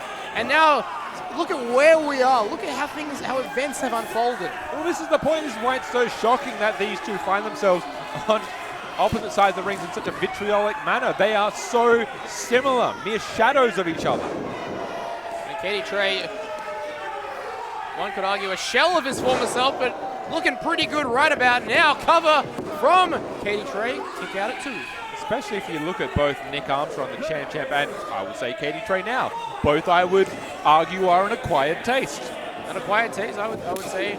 Nick Armstrong has traditionally found himself not making friends here in Riot City. He made more enemies than friends, you'd have to say. And Katie Trey right now, his only 2 friends are his paid employees, those SWAT guys on the outside. Trey now using the abdominal strength and using the help of the SWAT on the outside for extra leverage. He always will. He always will. Nick Armstrong's got to weather that. He's got to find a way to counterbalance this 3-on-2 advantage. 3-on-1 advantage, I should say. Kind of interesting. Nick Armstrong, smart cookie. He's got to understand, and he probably knows full well that anything that happens in that ring, he has to try to account for the SWAT. They are an inevitability. All is fair in love and war, but here comes Nick Armstrong going for that. Whoa! Blue Thunder! Hold on! Blue Thunder! Bomb cover! Already! Oh! Whoa! 2 count only, says Skinny Ref. Yeah, Blue Thunder Bomb has put away individuals in the past. It really has, and now ending the night early could be looking for that Armstrong cutter. That was vintage Nicky. It was 2014 that Hold on. Armstrong cutter brought him to championship glory. Tonight, just about, as you say, bragging rights. Sharpshooter time. Sharpshooter. Sharpshooter. Here we go. He's got that sharpshooter locked in. Oh, you have to wonder, will Katie Trey tap? But I have to wonder, will Armstrong take the pay? Wait a minute. He was tapping, but referee distracted by the SWAT. You see, now Armstrong has taken the bait. You watch this. Katie Trey has accounted for this. There we go. Nick should be smarter than that. Nick should be smarter than that. Nevertheless, Katie Trey able to almost sneak a victory there. Wow. Katie Trey rightfully frustrated. And here you go. Same thing. Katie Trey, also a smart cookie. The man has also kept in mind the SWAT in terms of formulating his plan, and that's exactly what he hopes to utilize to come away with the victory. He has honed them into the perfect weapons. Look at this. Katie Trey might be also thinking that Armstrong cutter, maybe the Trey cutter. Yeah, Katie Trey's got those 2 finishes loaded up. The 2 specials. Wait a minute. Whoa. Almost into the referee there. Skinny Ref. Wait, what? What is going on here? Yeah. Look at this. SWAT Look in at the this. ring. The SWAT are in the ring. Come on. Get them out of here. A double thumb or a double punch to the throat. I couldn't see quite from my angle. Yeah. I saw Nick Armstrong grabbing his throat. His windpipe could be all over. Not to be. Close. Not to be. My goodness. So Katie Trey having a bit of a confab now with the SWAT. Nick's got to get something going. He's got the numbers advantage, does Katie Trey, but Nick Armstrong's got to find a way to use the voices of the over 300 fans in attendance and somehow rally behind him. The champ is a proud man, but the fact of the matter is, attrition only gets you so far. However, in this particular moment, he needs to utilize this point for one of 2 reasons. You need to either formulate a plan that's going to account for all 3 of them, or take a moment, regroup, get your breath back. Now sending Katie Trey right back into the ring. Into the lion's den there, and now brought back to safety. Oh, well, there you go. They got the family jewels of the Armstrongs. Oh, no, wait, there it is. Hold on. Force feed by Katie Trey. Well, that's over. Cover. No! It was that move 3 years ago that won him the RCW championship, Sean. I have to say, I believe Nick Armstrong should have used that time to regroup. He shouldn't have gone so quickly out to Katie Trey. Yeah, I agree with you on that one. Armstrong has got to, Katie Trey's got to utilize every advantage. Hold on. Here we go again. Get to the well. Katie Trey's already tapped out to this once. Will he tap out again? I mean, just like that. He Wait did. a minute. He did. Just like that. By submission, the champ, Nick Armstrong. stick a fork in him. Katie Trey is done, and Nick Armstrong has worked out a measure of revenge. Wait a minute, hold on, Angus. Oh God, look at this. Just like Fringe Mania all over again. Yeah, Taylor's out of time. Eventually, the SWAT are going to get you. And nobody knows where Jet Armstrong is. I don't know if he's in the building, if he's in the... Well, unfortunately, I don't think anyone... this is exactly it. No one's going to be able to save Nick Armstrong. Hey. Here's our general manager yet again. Katie, stop it. Wait. Oh my God. He just laid his hands on the general manager. Katie Hold on, Trey. no. Brady, careful, GM. Hold on. Angus, we need to get someone out here. Someone is out here. Big Brody Marshall. Oh, everyone here at Goodwood is saying it better than I could. Could be martial law for Katie Trey. I have had enough of your shit. You have just given me the best excuse to do this. You are fired! Whoa! Did I hear that right? Come get his ass! Katie Trey has been fired by Big Brody Marshall, and here come some security. Wait a minute, here we go! Oh, there's the Armstrong cutter for good measure. Insult to injury. Brady Marshall has brought out the security. I think at this point, Katie Trey is no longer an employee, a contracted wrestler of Riot City Wrestling. March him out of here. Get him out of here. That's one way to extricate an employee. You love to see it. I'm sorry, but you love to see it. Well, it's not exactly the way I envisioned this match was going to go, but we're coming out of this match with a win for Nick Armstrong and well, good luck in all your future endeavors to Katie Trey. Well, I guess a roster spot has just freed up. Katie Trey, a former Riot City Wrestling wrestler here, and my goodness me, didn't he have that coming to him, Sean Thomas? Didn't he have that coming to him? Also, what does the SWAT do now? They don't have a leader. Well, I'm sure that's the last we've seen of them as well, because quite frankly, without Katie Trey, what do they have? Well, now that you've got rid of Katie Trey, though, you still need to find Jet. That's right. Where is Jet? Nick Armstrong, first thing Monday morning, I think he's got to go down and press charges because we have no idea where Jet Armstrong is. So many questions still unanswered, but let's go back to Layla Page. The following contest is a singles match, and it is for the Emerald Crown.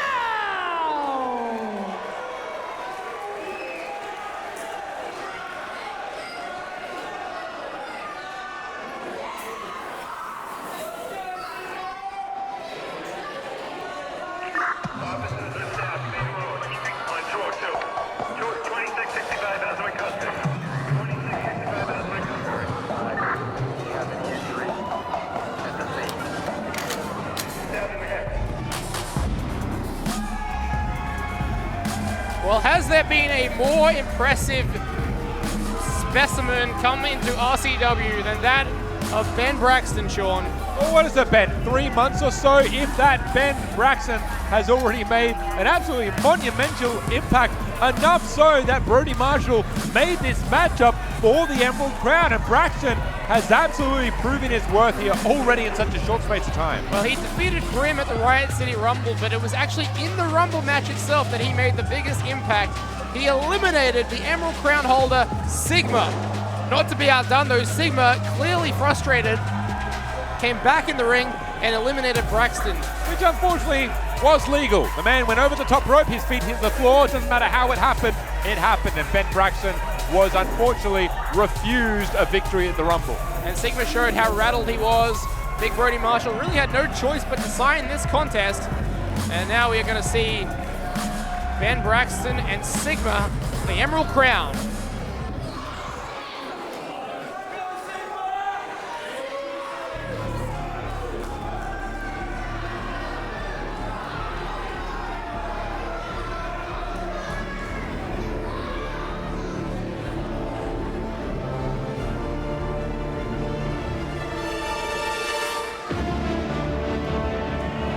Here's our Emerald Crown holder, Super Sigma.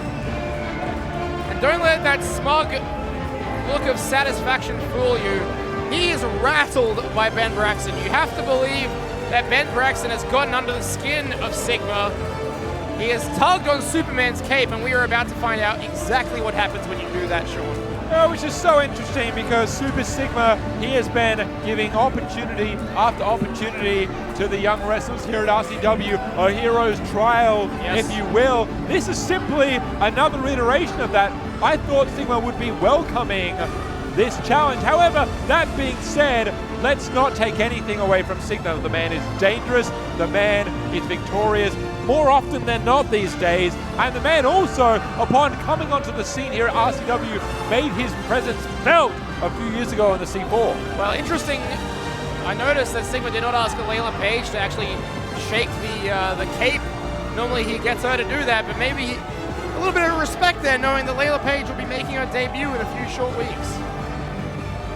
Sigma has attempted to belittle Braxton coming into this context, and I do not think, unlike, say, Kit earlier in the night, you are not going to get into the head of Braxton here. He truly is the exception to the rule. The following contest is for the Emerald Crown Championship.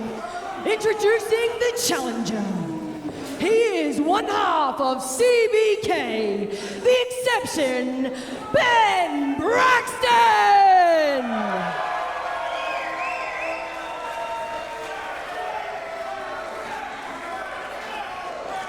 Introducing your champion. Standing at 6'9", the...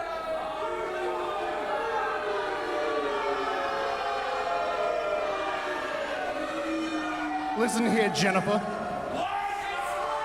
All of these people already know who I am.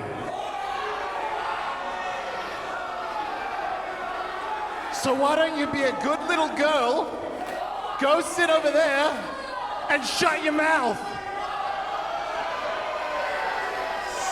Sigma taking the unconventional approach, I'll say that, to the start of this match. A little bit of disrespect there to Layla Page. Oddly with some respect at the end. Allowing her out the ring. Be that as may, I think Sigma needs to... Oh my, well! Look, I'm not going to condone that. Yeah, me neither. That is just uncalled for at this point. Sigma, I think, needs to... We know you're the Emerald Crown holder, Sigma. We don't need you doing stuff like that. Honestly, I'd be careful of putting your back to the exception here. On the outside, Ben Braxton is ready to go, raring to go. Just oozing unwarranted confidence, I would say. You know, we've seen in the form of Brody Hunter an individual... Hold on! There we go! Shotgun dropkick out of the gate. And just, if you've never seen Ben Braxton before, get ready, because this man is like a house on fire. He is explosive. He is high octane. I was going to say, we saw Brody Hunter earlier, a man who rivals the height of Sigma. But you look at Ben Braxton, the man kind of almost makes Sigma look a little bit small. The size of Braxton. Yeah, Braxton is tall, but he's also quite wide. Built like a Dorito. Watch this. Big. There you go, a bit of tasty cheese for Sigma, straight into the chin. Big kick there from Braxton. And watch Braxton, he's going to follow this one up with the Acai moonsault. Braxton should not be able to move in that way. No man his size should have that agility, have that dexterity. I said it before, this Braxton is TV ready. The shape he's in, the kinds of things he can do, truly no one else can do. What you're going to find as this match progresses, though, is once Sigma shakes the cobwebs, realizes that he's in for the fight of his life, you are going to see that rage, that aggression that he channeled so well, but simply he has to be able to, well, weather this opening volley. Well, what I was going to say as well, I mean, there's a 15-minute countdown on for these Emerald Crown matches. Just looking at what Sigma and what Braxton are able to do, I don't think this is going to go the 15 minutes, Sean. A big part of Braxton's offense is the opening salvo. The first 2 minutes he makes as high octane, high impact as possible. He smothers his opponent with violent offense immediately. Oh, another acai potentially, but no, denied by Sigma. Intelligently grabbed the foot, dragged him out, had it scouted, and here is where the smartness, the intelligence, the ring IQ of Sigma is going to take effect. Exception's got to get back up here. He's got to get back in the game. The count is on. Sigma's still on the outside as well. going to say Sigma arguably in the prime of his career right now. Braxton, scarily enough, oh my goodness, may not have even hit his prime at this point. Yeah, Braxton, extremely prolific professional wrestler over in New South Wales, Newcastle Pro, one half of CDK along with Rita Stone, current tag team champions in New Pro. Of course, he's the current New Pro heavyweight champion as well. No stranger to collecting gold. Yeah, so let's not forget, Sigma is the current Emerald Crown holder. You want that green and gold, you have to go through this man right here. It was only 12 months ago, I remember Zach Sabbath was able to overcome Sigma at Battle for Supremacy to win the Emerald Crown, which then at RCW 300, it was Sigma victorious in that one. There we go. Back at Battle for Supremacy, back in a high-profile Emerald Crown match. Take nothing away from Sigma. Well, look at now, you're seeing a bit of the agility from Sigma, saying anything you can do, I can do better. I mean, and you say overcome Sigma, I have to make a slight amendment to that, please. He had to survive Sigma, Sabbath did, barely coming away with his title until the time that Sigma simply took it. And Sigma not realizing Braxton right behind him. He's got to stop showboating. He's got to stop with the, a symbol of love from the exception. And there's that big knee rattling Sigma. And Braxton loading up for that thrust kick. Very Gen Z heart, if I do say so myself. I'm a millennial Angus. I use both hands to make the heart. Beautiful, look at this! Lion Salt scouted. No hand Lion Salt and the knees to the midsection. Oh my God! And Sigma sending Braxton 7 foot in the air, and there's that Skyliner, that lariat clothesline from the Emerald Crown holder. Cover now, 2. Oh, Sigma launched the exception higher than the top rope of the ring. Easy, cleared it. Another semi-unconventional cover there. Sigma not putting any of his body weight across the chest of Braxton. You speak of body weight, you look at this nerve pinch applied here straight into the traps of the exception, and now Sigma is going to put all his body weight, look to wear him down. Yeah, I think you'll see he's made that Magna. He's got that other hand there for stability. Magna nerve hold from Super Sigma himself. This is what you need to do. You need to take away the upper body strength of Ben Braxton. There's a beautiful super kick there from Braxton. Gets caught up in the ropes there. Hold on. Surely not. What could Sigma think here? You ever seen a... Oh, absolutely not. Sigma coming through. No, I didn't think so. No. Right, figure it out. Figure it out, Sigma. Why would you even go for a move you don't even know how to execute? I gotta try it somewhere. Oh, it's just as effective. Boot to the head. Look, I'll say this. Sigma is up in this match right now, but I don't know if that was a wise move. And look, he's potentially paying for it here. Braxton, no, caught in the midsection, goes Sigma. Oh! We are not even halfway through the clock at the moment. We still got just a bit under 10 minutes to go in this contest here for the Emerald Crown. There's that tope into the ring from Sigma. It's an unusual volley of offense that Sigma is starting to incorporate. Very Ben Braxton-esque. Yeah, I was going to say, I wonder if Ben Braxton has kind of gotten under the skin, gotten into the mind there of Sigma. Beautiful drop kick, and now I think we're going to see how it's really done, Do you reckon Sean. he's done it before? Oh, no, not the area code shot.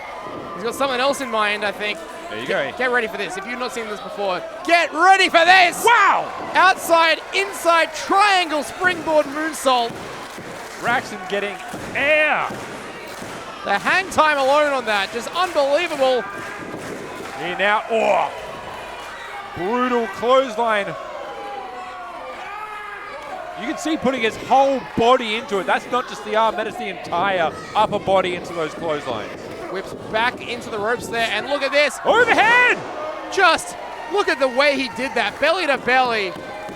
Shooting Sigma the entire length of the ring, Sean. There's not many people that can manhandle Sigma to this degree. Oh. Braxton on his feet, Yeah, ducks once that bitten, twice Skyliner. shy. Wait a minute! Sort of a variation of his own Blue Thunder Bomb there. I see it was very much a deep six there, executed by the exception, going for the pinfall. Emerald Crown, not yet, at least. Once again, another 2 count. Braxton is looking in the driver's seat right now, but don't forget, that intangibility factor of Sigma, the incumbency, the time on the clock, is to still go anyway, Sean. We have to wonder about the psychological impact of being able to see the timer running down, because for Sigma, you just need to outlast the 15 minutes, even if you can't beat the man. Hold on! And look, I wonder if we start seeing Sigma bat for time, you know. I did say in the outset, I don't think the time limit will be a factor, but as we get closer, it may very well be. It is that championship advantage there. Sigma does not need to worry about the clock. Braxton does. You know, we're looking at coming up on 7 minutes remaining in this match. We're now over the halfway mark. So far, Braxton has weathered everything Sigma has had to offer. He keeps getting up time and time again, back to his feet. Big axe handle smashes. Oh no, and we've seen this out of Sigma before. He thinks he's some kind of hero. It's called the You Can't Sig Me. Sigma's boyhood hero going for that fist in the face. There you go, a 5-knuckle shuffle from Sigma. Again, not a sentence I thought I'd be uttering. And he's not gonna follow this up like how I think he is he? Oh my goodness. Well, look at the height of this man. What does he think he's achieving with this? Looking to give a big impact maneuver. Braxton has to come down one way or another. Does he have it scouted? Oh no, he might indeed. Going for that Sigma bomb! Sigma bomb! Sigma bomb, that's it! Out of nowhere, that's all she knows! Just the two, Sean. Braxton, not even with any sort of authority, simply just eking his shoulder up. How is that just a two? A lackadaisical shoulder from Braxton keeps him in this fight. And the thing is, Braxton, being a tall man, had to come from even a higher height to connect with that canvas. Now we are on 6 minutes remaining here, and I'm sure Braxton unfortunately cannot help but sneaking glances at our projector here as you see the timer ticking down second by second. Look, it's only second nature to these guys. They have to be aware of everything that's going on, their environment, their surroundings, how much time's left. Well, does Braxton realize currently how much trouble he's in? Could be no time left at all for Braxton here if Sigma connects. Both these men should not be on the top rope, but here we are. We're here now. And then Braxton going to the top and where? Oh my God! Oh, superplex.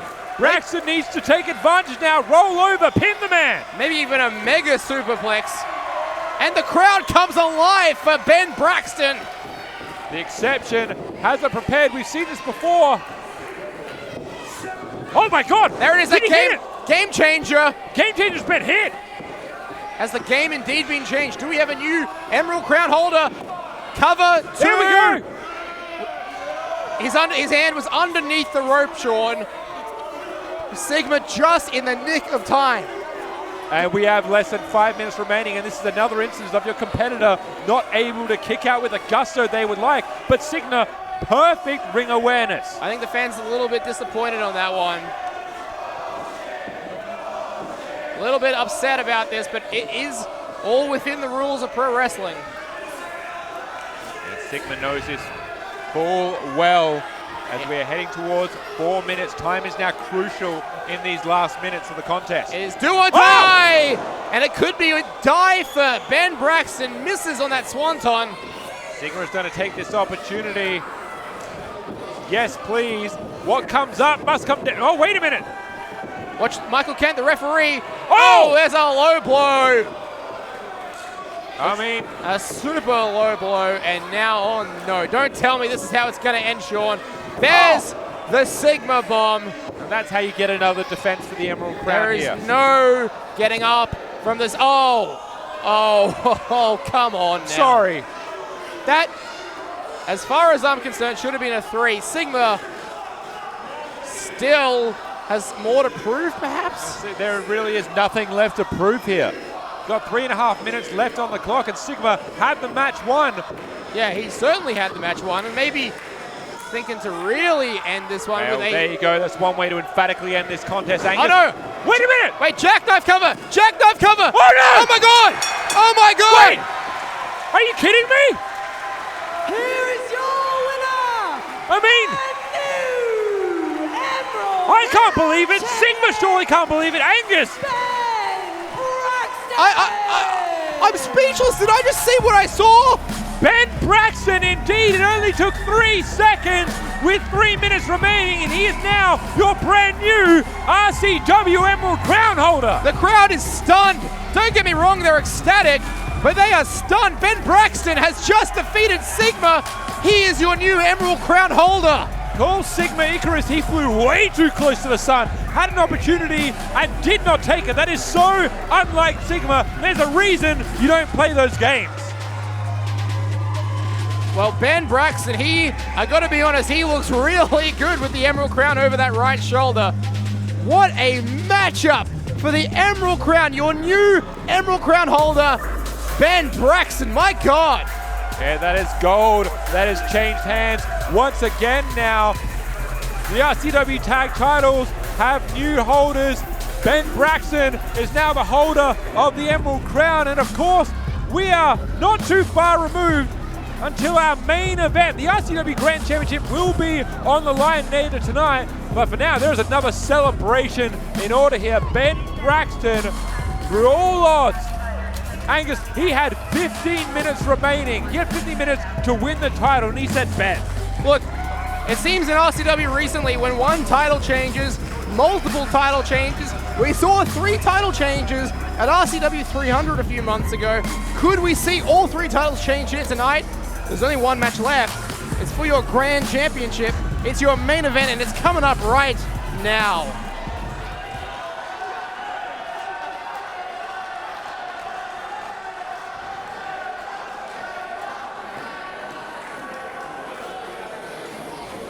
They say nothing is given to you in this life.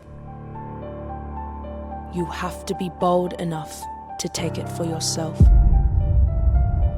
to want it more than anyone else, to stand out from the pack.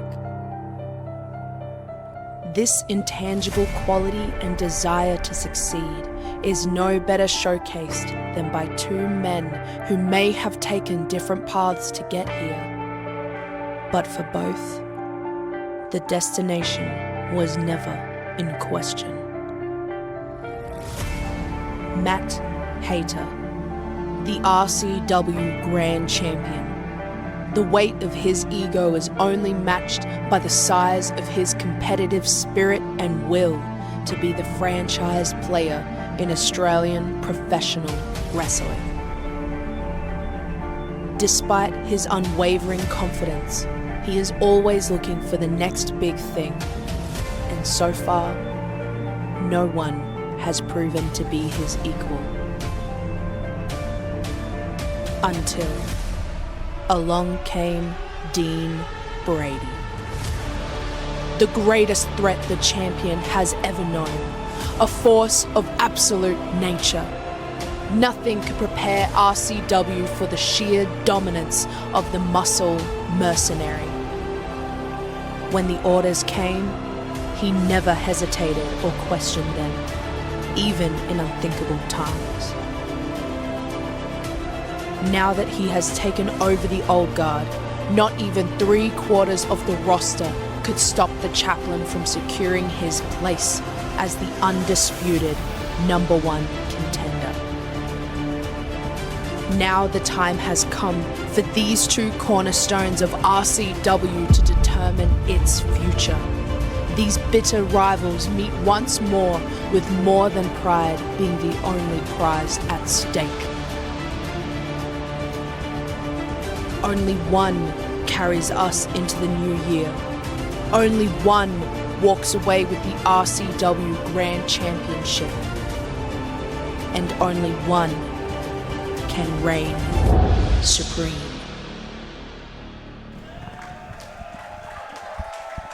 Well, that package just sums it up better than either of us ever could. Familiar voice too there, Sean.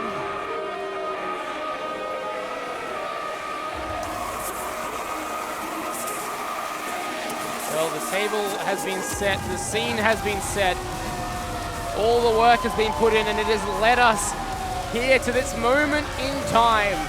There he is, the record-breaking Riot City Rumble winner. He eliminated 18 other competitors That's almost 2/3 of the entire field to become the #1 contender here tonight, Sean. A force of nature is absolutely right. You heard it.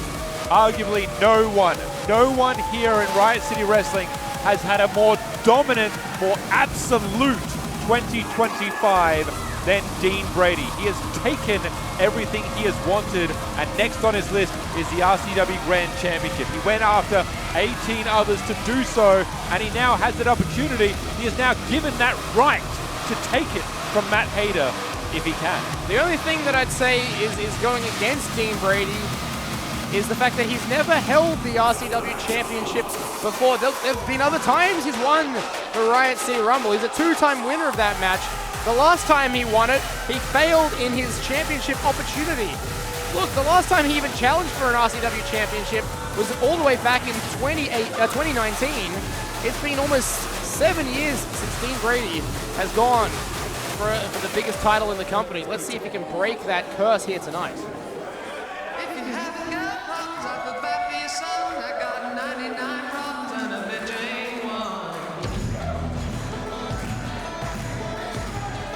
And you'd have to say this is the most beloved member of the RCW roster. It is very interesting how things work. The way that Chris Basso envisioned the old guard was to uplift Matt Hayter. For Matt Hayter here, the official ego with the RCW Grand Championship around his waist, as we heard just earlier, he is looking for the next big thing. He is looking for competition. He is looking for somebody to challenge him, and he challenges them to take the title from him. You know, Matt Hayter is looking in the ring now, and he understands his day as champion might be tonight. Well, this is the second time Matt Hayter has entered into a Battle For Supremacy as the Riot City Wrestling Champion, or Riot City Wrestling Grand Champion. The last time, as I've mentioned earlier tonight, was 2022. He was unsuccessful in that. He's got a bit of a monkey to get off his back. He wants to enter the new year as champion as well. There is so much going on, so many connecting points in this match, so much rivalry, so much animosity, so much hatred. Settle in, folks. This is going to be one for the history books, no matter which way it goes.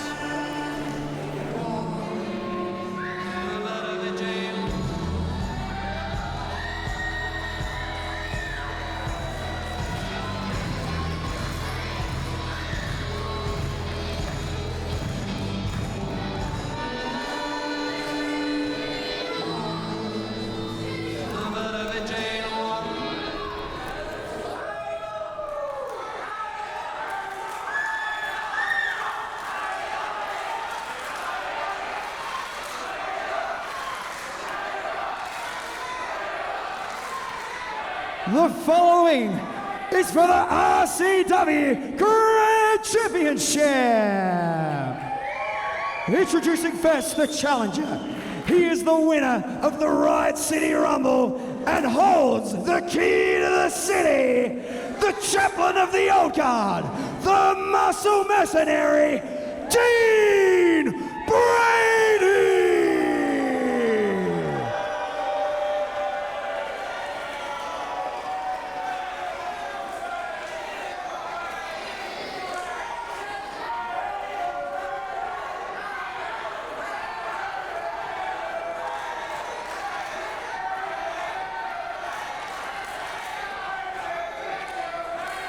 Weighing in at 1,000 pounds of pure ego, the best wrestler Stevie Wonder has ever seen. He is your Riot City Wrestling Grand Champion, Matt Hayter!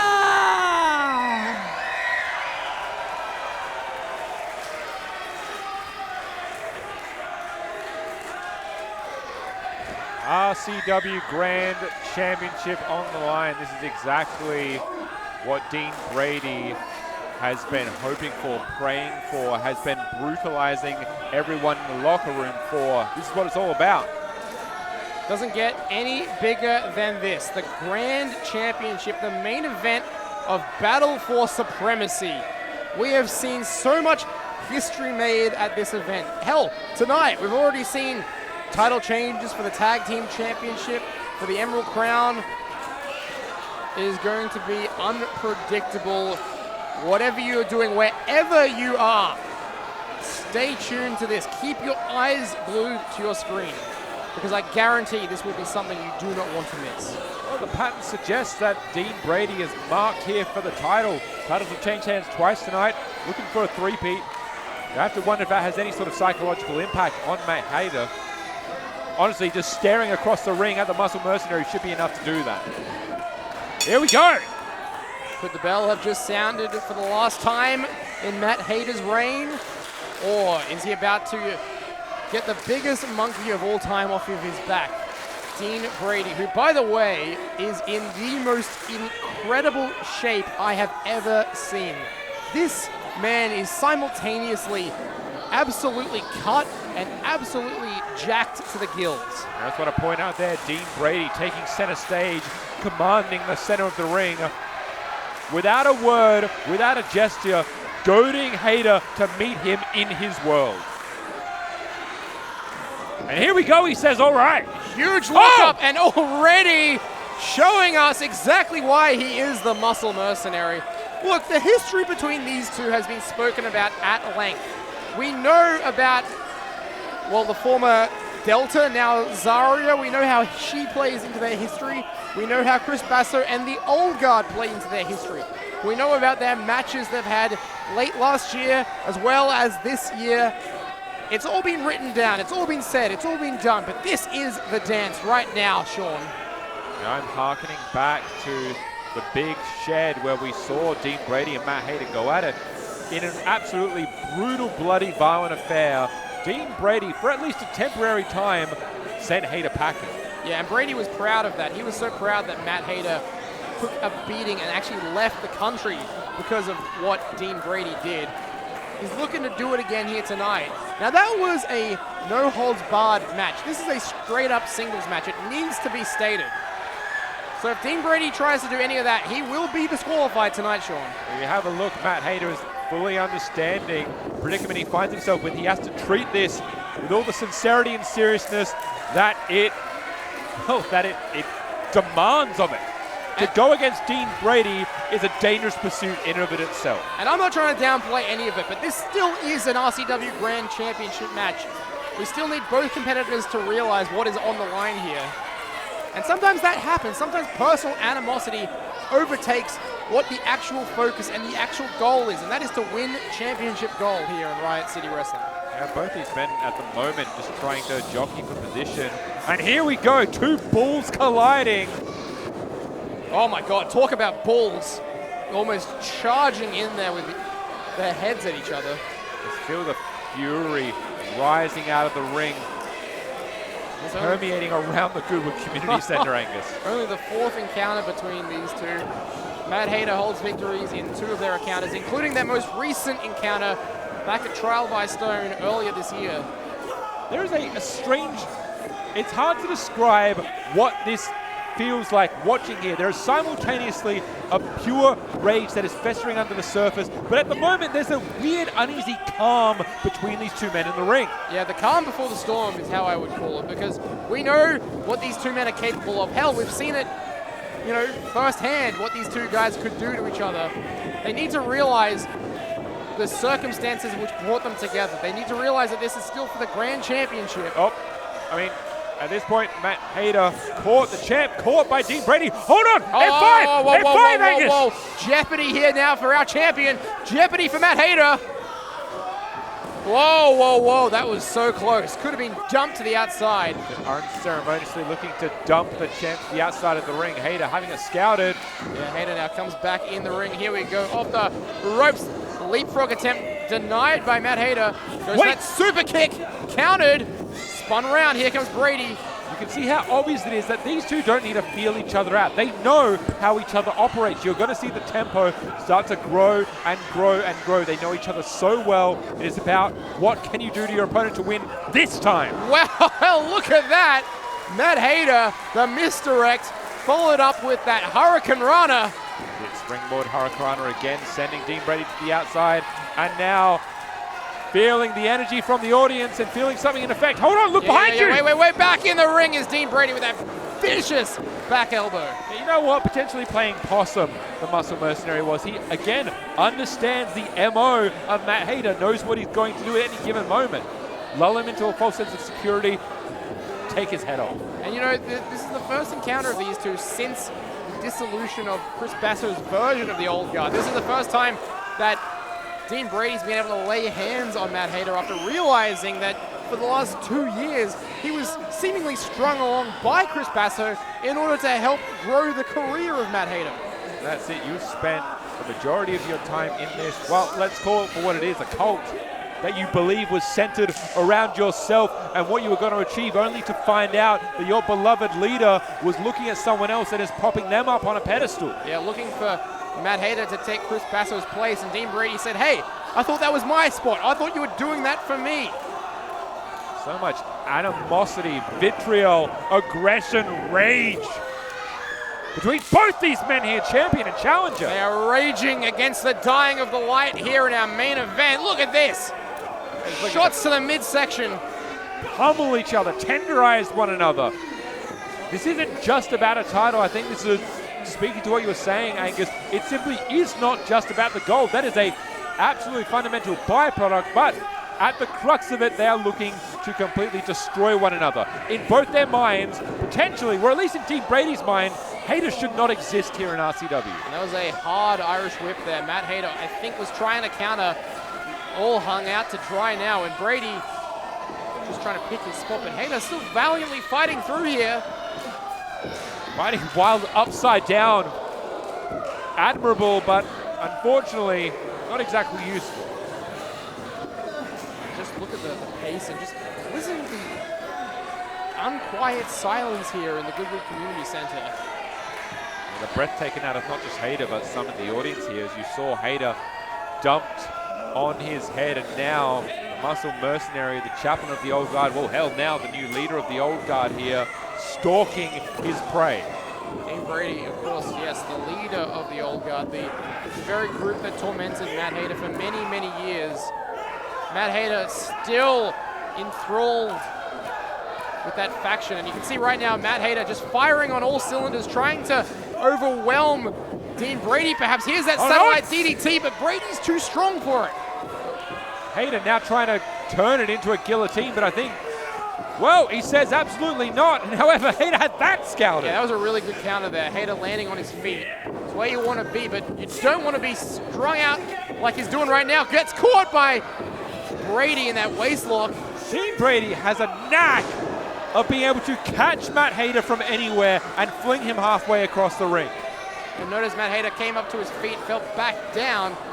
The adrenaline clearly not pumping through Hayter right now. He's got to find himself. He's got to find the crowd, find the energy and feed on it, but maybe too little too late. No. Oh no! Oh! There's Brady's favorite move, that power bomb, sit down variation, hooks the outside leg, new champ, no!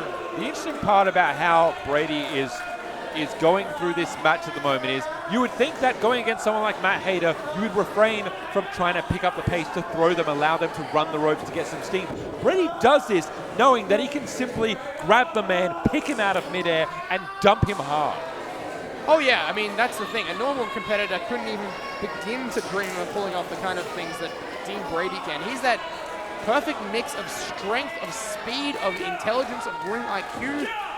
He's the most complete wrestler we have here in Riot City Wrestling, if you ask me. I know Matt Hayter's our grand champion, but just the kind of strides that Brady's made in his game over the last 12 months. Hayter has been the embodiment of resilience here at Riot City Wrestling. There is a do not die, never give up attitude. He comes back again and again. Yeah, he does. With a crotch chop and a spit, defiant to the very end. He is the embodiment of that green flame that burns inside all of us here in Riot City. He is the heart. He is the soul. Roll up. Almost there. One count. Whoa. Brady, I think, ran himself into that one. Right, trying to bulldoze straight through Matt Hayter, almost ate a 3 count for his trouble. Sleeper hold. Sleeper hold applied.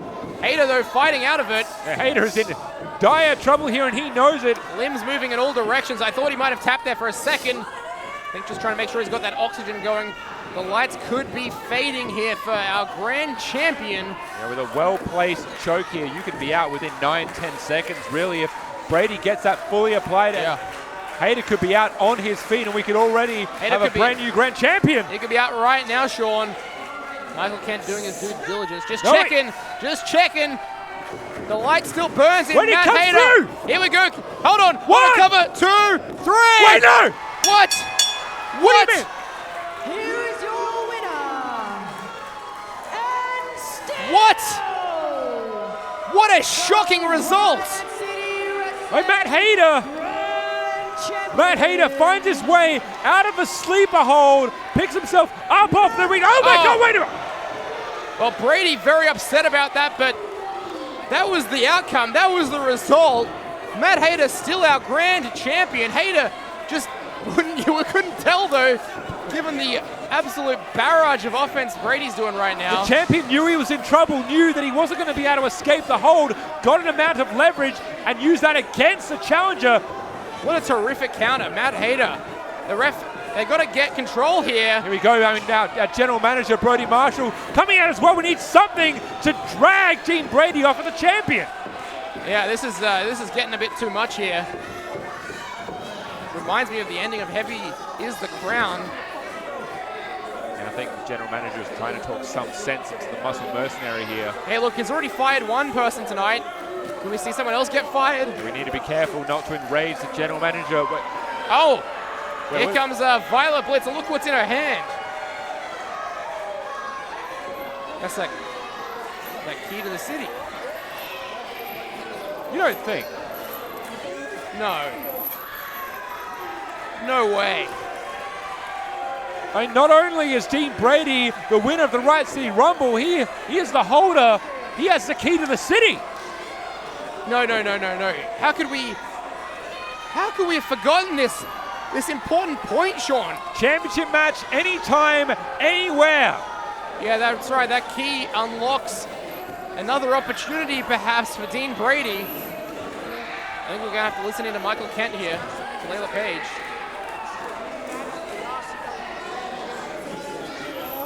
I can't believe it. Ladies and gentlemen, Dean Brady is unlocking his key to the city. So the following contest is for the Riot City Wrestling Grand Championship.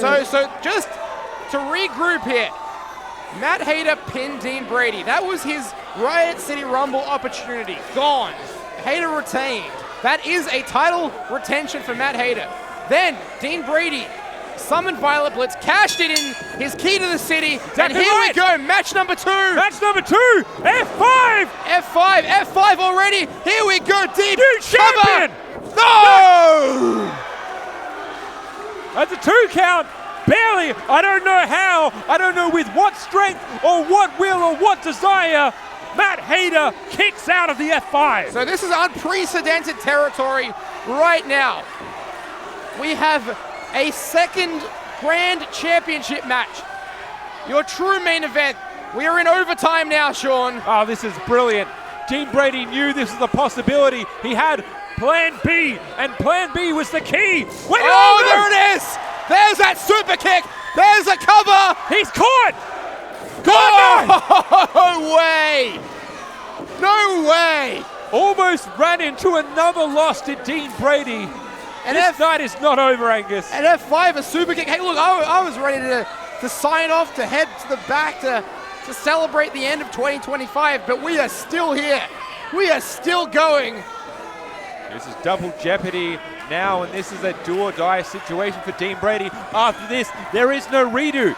You've used your Riot City Rumble contendership. You have now used your key to the city. After this, that's it. You go to the back of the line.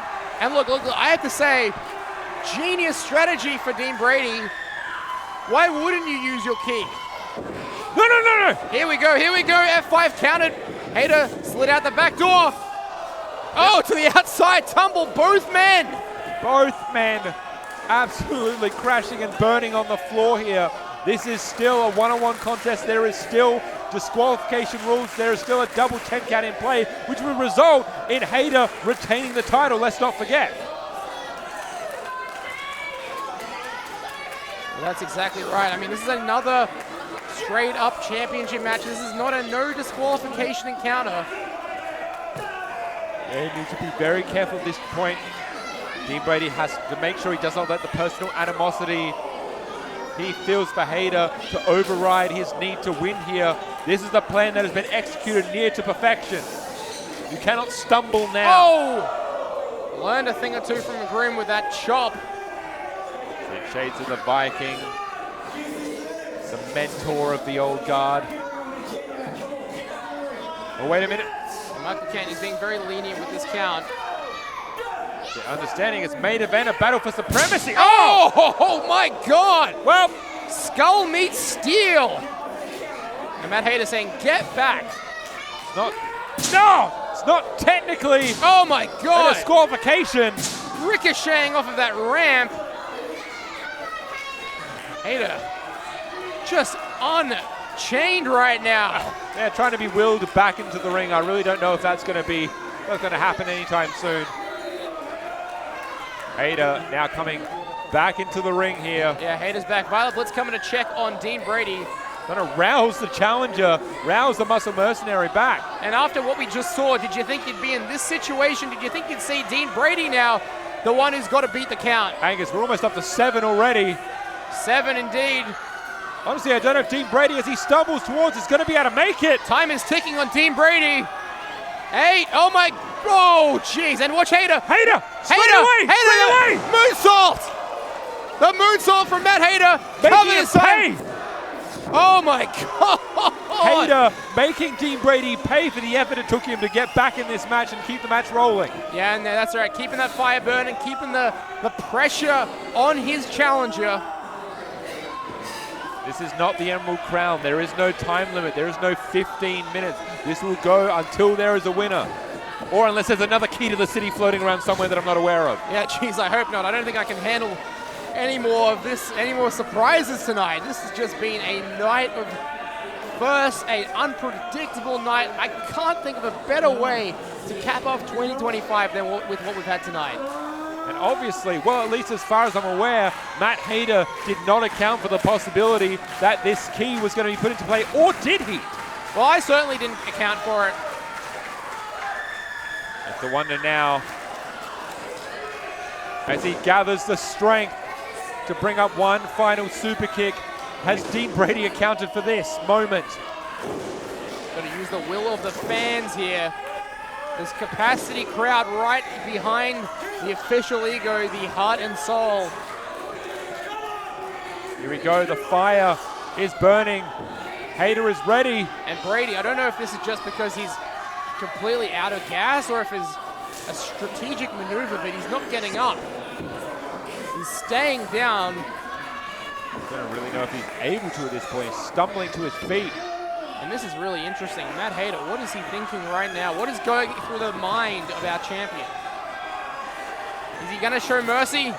Or is he going to strike first? He's going to jump down! Oh! Wait a minute! Caught again! Again, the sleeper hold! And now Brady learns and immediately cinches in the body scissors. Yeah. The grapevining of the legs. Trapping Matt Hayter. You got to think that was a complete ploy from the Muscle Mercenary. We could see a submission here. We could see a pass out. And Hayter is trying to roll himself towards the ropes there. Brady got to reposition himself, and he does. Brady was mounted on top of Hayter. Either way, I don't think Hayter realizes how close he was to the ropes. And wait a second, Hayter able to get to his knee here, but there's no way he's going to be able to get to his feet. Surely not. Yeah, Hayter using the momentum against him, but can he hoist the Muscle Mercenary up on his feet, gets his legs underneath him? How is he doing this? Where? No! Where is this strength coming from? There is a fire, and it is burning brighter and brighter inside Matt Hayter. That was a desperation maneuver, once again feeling the life sap slowly, consciousness on the verge of occurring. Matt Hayter had no choice but to drop all his weight down on the Muscle Mercenary. And that has taken the wind out of Dean Brady.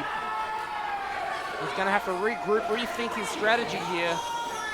Let's not forget, Matt Hayter has also had to bring himself back from the brink of annihilation post-match 1. Dean Brady executing a vicious beatdown on the champion. Well, Hayter the first one to his feet here. Again, Brady suckering our champion in. That's it, looking for that STF. Has it applied as he cinched it in? Yeah. That is a perfectly applied STF. Look at the torque he is applying to the back of Matt Hayter. Champ's in trouble again. See, now not only does he have that rear naked applied on the neck of Matt Hayter, now he has one leg trapped, and honestly, that makes it 10 times more difficult to simply maneuver around the ring. And with the mass, the size of Dean Brady, it's going to be so hard. So hard to get to those ropes. You see the right hand, he's almost tapping. Yeah. The champion could tap out. Wait, was that? No. Not quite.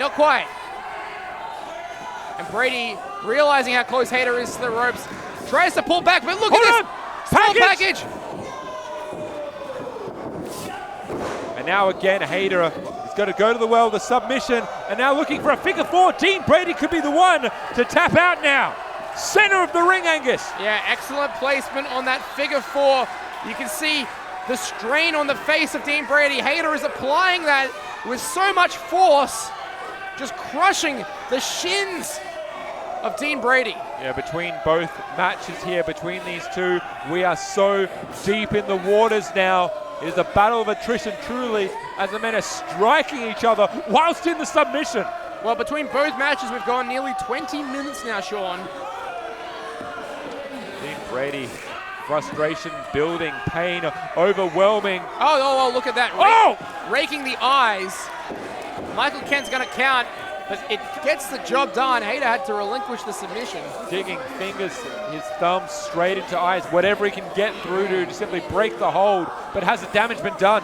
Yeah, definitely the damage has been done. To both men, you'd have to think. Just looking how gingerly they both are appearing to get off the canvas. That's it. If you're Dean Brady, if you can't stand up, you can't execute that F5. But if you're Matt Hayter, if you can't see the damn opponent, what can you do? Hold on, Brady. Suck it in by Hayter. Massive knee. Dean Brady not even to the floor. Now he is. And Hayter back to his favorite spot on that top rope. Could be thinking again a second. What the hell has Matt Hayter got planned? Wait a minute. Violent blitz on the outside. Yeah, and Brady had the referee distracted in the ring. Violet able to assist. The old guard factor. Of course, the old guard. You need to have your head on a swivel whenever they are involved in a match. We saw earlier tonight, Grim didn't have anyone in his corner, but clearly Violet Blitz will stay out here for the remainder of this one, you'd have to think. Dean Brady now sees the opportunity, is looking to seize it. Yeah, this is just slim, easy pickings for Dean Brady here. What the hell does Brady have in store here? And he's gone all the way to the top rope. He's gone all the way. Oh no, Angus, oh my God! Oh my God, that's a reverse superplex, putting all the pressure on the head, the neck, and the chest of Matt Hayter. As a full body demolition for the champion. Matt Hayter is down, Matt Hayter is out. And if Dean Brady is capable of getting to his feet, all he has to do is pick up the pieces. Yeah, he might just simply need to roll over and put a finger on Matt Hayter.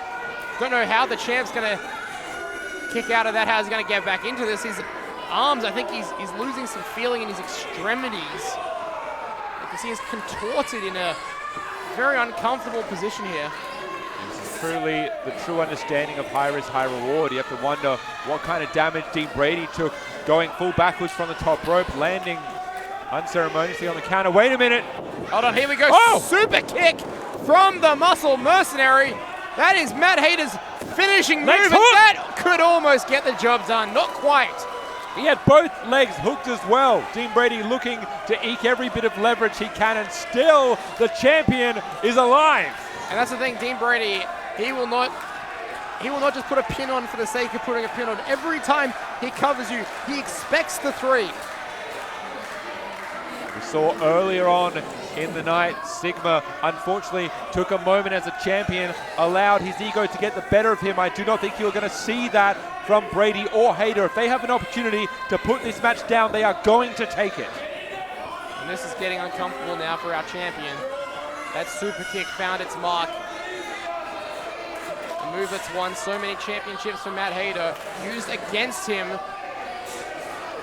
Whoa, big wind up on that lariat. That time, going again. Countered into that satellite DDT, but Brady back to his feet. And a spear Hayter's not done. Hayter's not even remotely done. It is move for move here. And I can't believe this. He's not going to go for it, is he? No way. No freaking way. There is an F5. Champion with the F5. Legs are hooked. Kick out again. And Violet Blitz got very anxious there. She came in the ring. Don't know what she was thinking.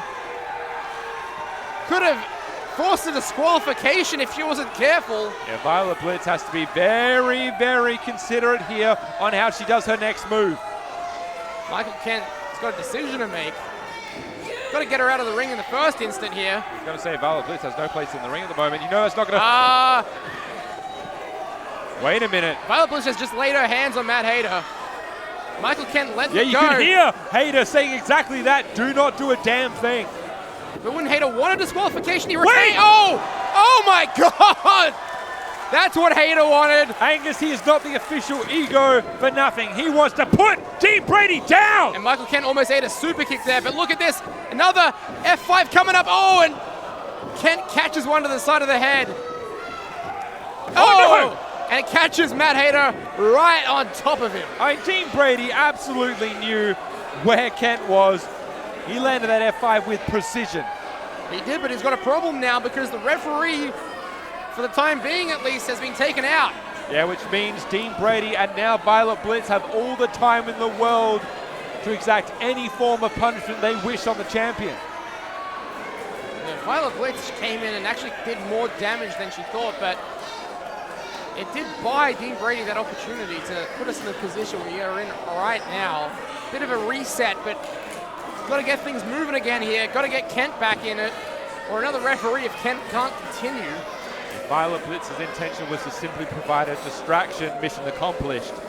Now everyone that is in the ring is down. Down, but not out. Matt Hayter staring daggers across the ring to Dean Brady and vice versa.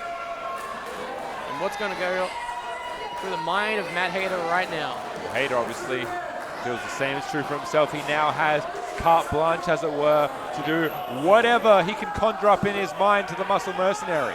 Just taking his time, getting his bearings. Meanwhile, on the other side of the ring, Dean Brady gingerly finding his way back to a vertical base. Hayter, Brady, the RCW Grand Championship on the line here tonight at the Goodwood Community Center. Both men struggling to meet each other. Here we go. This is the main event of Battle for Supremacy 19. The winner will walk into 2026, our 20th year, representing the company as RCW Grand Champion, an honor that will never get as prestigious as that. I want to point out here as well, the mentor of the old guard, Matt Grimm Basso, suspiciously absent. And I have to say that is probably by design, looking to see what his two prodigies can do in his absence. Well, look, he proclaimed that Dean Brady was the future of this company. And look, if Dean Brady can't get it done on his own, then I don't know what future this company has. You see Dean Brady once again plants himself in the center of the ring, daring Matt Hayter to meet him in the middle. Let's get this done, let's do it. And after all these two men have thrown at each other, after over 20 minutes of competition, we are back centering Hayter Brady for the Grand Championship. Inviting these vicious elbows and forearms into one another. Hayter, the champion, stumbling. Here we go, winds up. Big strike to the forehead. Both these men are just giving whatever is left in their tanks to this exchange. Hayter noticing he's got a lot more on those wind-ups, using it to drive the momentum through the skull of Dean Brady, but now firing off some forearms here. Here we go, the pace is starting to pick up somehow, some way. They're finding some sort of reserve here. And Hayter coming out on top. Look at these clubbing blows to the back. Doing whatever it takes to keep the challenger down. Hold on. Wait a second, but watch out. Shades of Basso. Oh, Violet no! Blitz with that backstabber. Straight onto the point of the knee there, that sharp backstabber. Straight into the spine of Hayter. And this is just a lifeless... well, I spoke too soon, I guess. Here comes Grimm. Now it's 3-on-1 here. Oh, come on. Here to check the handiwork and add to it. 3-on-1, but this gives Dean Brady time also to simply recuperate. Wait, who's coming out there? We got Red Smash! Red Smash, how is this man still standing? Red Smash taking it to Grim. Coming to the aid of Matt Hayter, catches a lariat. God! And the Old Guard beatdown continues. Hey! Our new tag team champions in the house. Yeah, party hard, here to even the odds here and take it to the Old Guard. Even the odds, and look at this, catching up with Violet Blitz. The animosity and bad blood between these two has been written throughout the history, but what the hell? Unloading here is now the former champion, CBTM, making their way to the ring. Fired immediately by Redshaw. What is going on, Angus? The music is playing. People are coming out. I can't keep track of this. Redshaw, just early on tonight, took out the Viking. That's right, now Redshaw back center of the ring here with Party Hard. Seemingly has neutralized. Directing traffic. The Old Guard and CBTM, and there they go, Party Hard. Oh, wait. Remember earlier tonight, we White saw, Rhino. Oh, the Sparta boot. Bodies are flying. Our tag team bout from earlier is finding its way up towards our stage. And now inside the ring, the Viking has the champion by the throat. Yeah, the Viking is choking the lifeblood out of Matt Hayter. As if Hayter needed something else to contend with now. The Viking is just absolutely ravaging our grand champion. Unfortunately, this is now... Wait! Mr. Cliff! And Graham, don't forget the 1 in 149. Oh, no! Oh! What was left of the meter stick, the 30-centimeter stick it became, that's still enough. And look at this, Red Smash still there. Mr. Cliff, there are good doers here in Riot City. There is hope for us all here. Come on, Red Smash. Send him packing, yes! Old Guard take the full force of Red Smash. And here's the latest lesson from Mr. Cliff. And could the former Old Guard member, Mr. Cliff, be the difference maker here? Could he be what stands between Matt Hayter and the Grand Championship?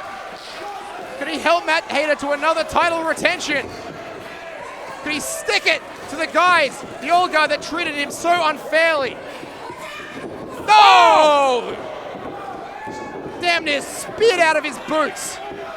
Mr. Cliff taking a spear for his troubles, and it's hard to imagine, but we are indeed left with Matt Hayter, Dean Brady, super kick. There it is. On the replay, he hit that super kick. Matt Hayter has to capitalize now. This is the perfect opportunity to do so. One more time, yes! Hayter scores again. There's no referee. And now he's calling for another ref. He's got the cover. Here comes Skinny Ref. Hayter's got the cover. The count. Come on, the count. 2, throw! Dean Brady says no.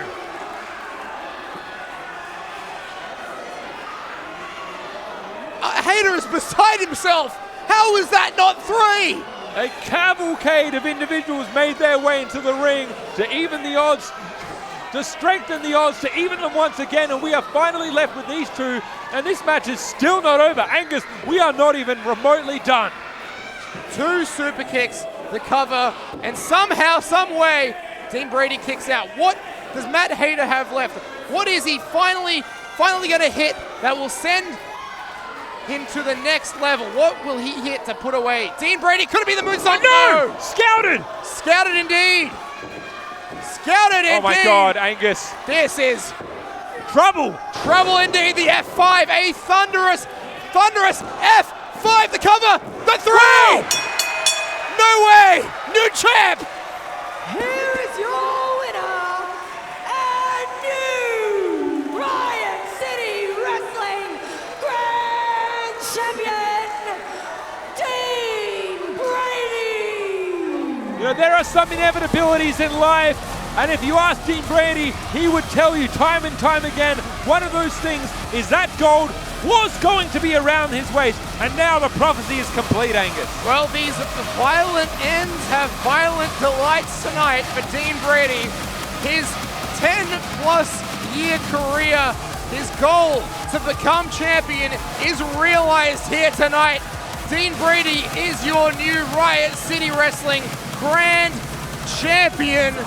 And I cannot believe those words have just come out of my mouth, but they have. It was extra time. It was double overtime. It was the entire roster.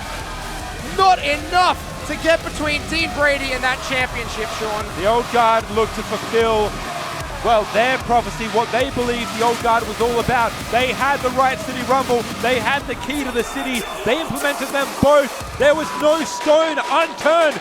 Dean Brady, God damn, is your RCW Grand Champion. Everyone on the roster should be on notice right now, because with the Old Guard, with the Grand Championship around his waist, who can stop Dean Brady? Who could possibly stop this man, Sean? And it's the brand new year that we're heading into 2026, and you have Dean Brady at the helm. He's looking to steer the ship. You have to wonder what that means for absolutely everybody. Everybody's immediately on notice. It's not the champ that's on notice, it's everyone else. You have to now step up to the best pure form of the Muscle Mercenary that we have ever seen. What a night we have had here. What an unbelievably historic night we have had here at Battle for Supremacy. We've had the RCW Tag Team titles change hands. We have had the Emerald Crown change hands. We've had Trey be fired. And now in your main event, after over 30 minutes of in-ring action, Dean Brady is your new champion. My God, Sean, I'm gonna need Christmas. I'm gonna need a New Year's break to just compile everything that's happened here tonight. You know, your heart breaks for Matt Hayter. Unfortunately, he has lost his most prized possession. He has lost the thing that means to him most in this life. And unfortunately, Matt Hayter now has to head away and has to figure out, has to decipher what is next to him. How can he surpass Dean Brady? How can he overcome the Old Guard? What could be next for Matt Hayter? He's done it all. He has been the cornerstone of his company for so many years, but he has just been replaced at the mountaintop by the Muscle Mercenary, by Dean Brady. We have so much to think about, so much to take into consideration. Don't forget, December 14th, it will be Mean Street Mayhem, our final event of the year. Hopefully by then we'll have had some more answers to all the questions that remain. But the Old Guard, Dean Brady, they are going to celebrate long into the night, you would think, Sean. Absolutely. I have no idea what this means going forward, but there is so much to compute. There is so much to look forward to, and I'm looking forward to calling it with you, Angus. This is going to be a hell of a year. Stay tuned to us on all the social media. Stay tuned to Eventbrite for our next ticket announcements. But for all of us here, for Sean Thomas, for myself, all I can say is farewell for now, but not forever.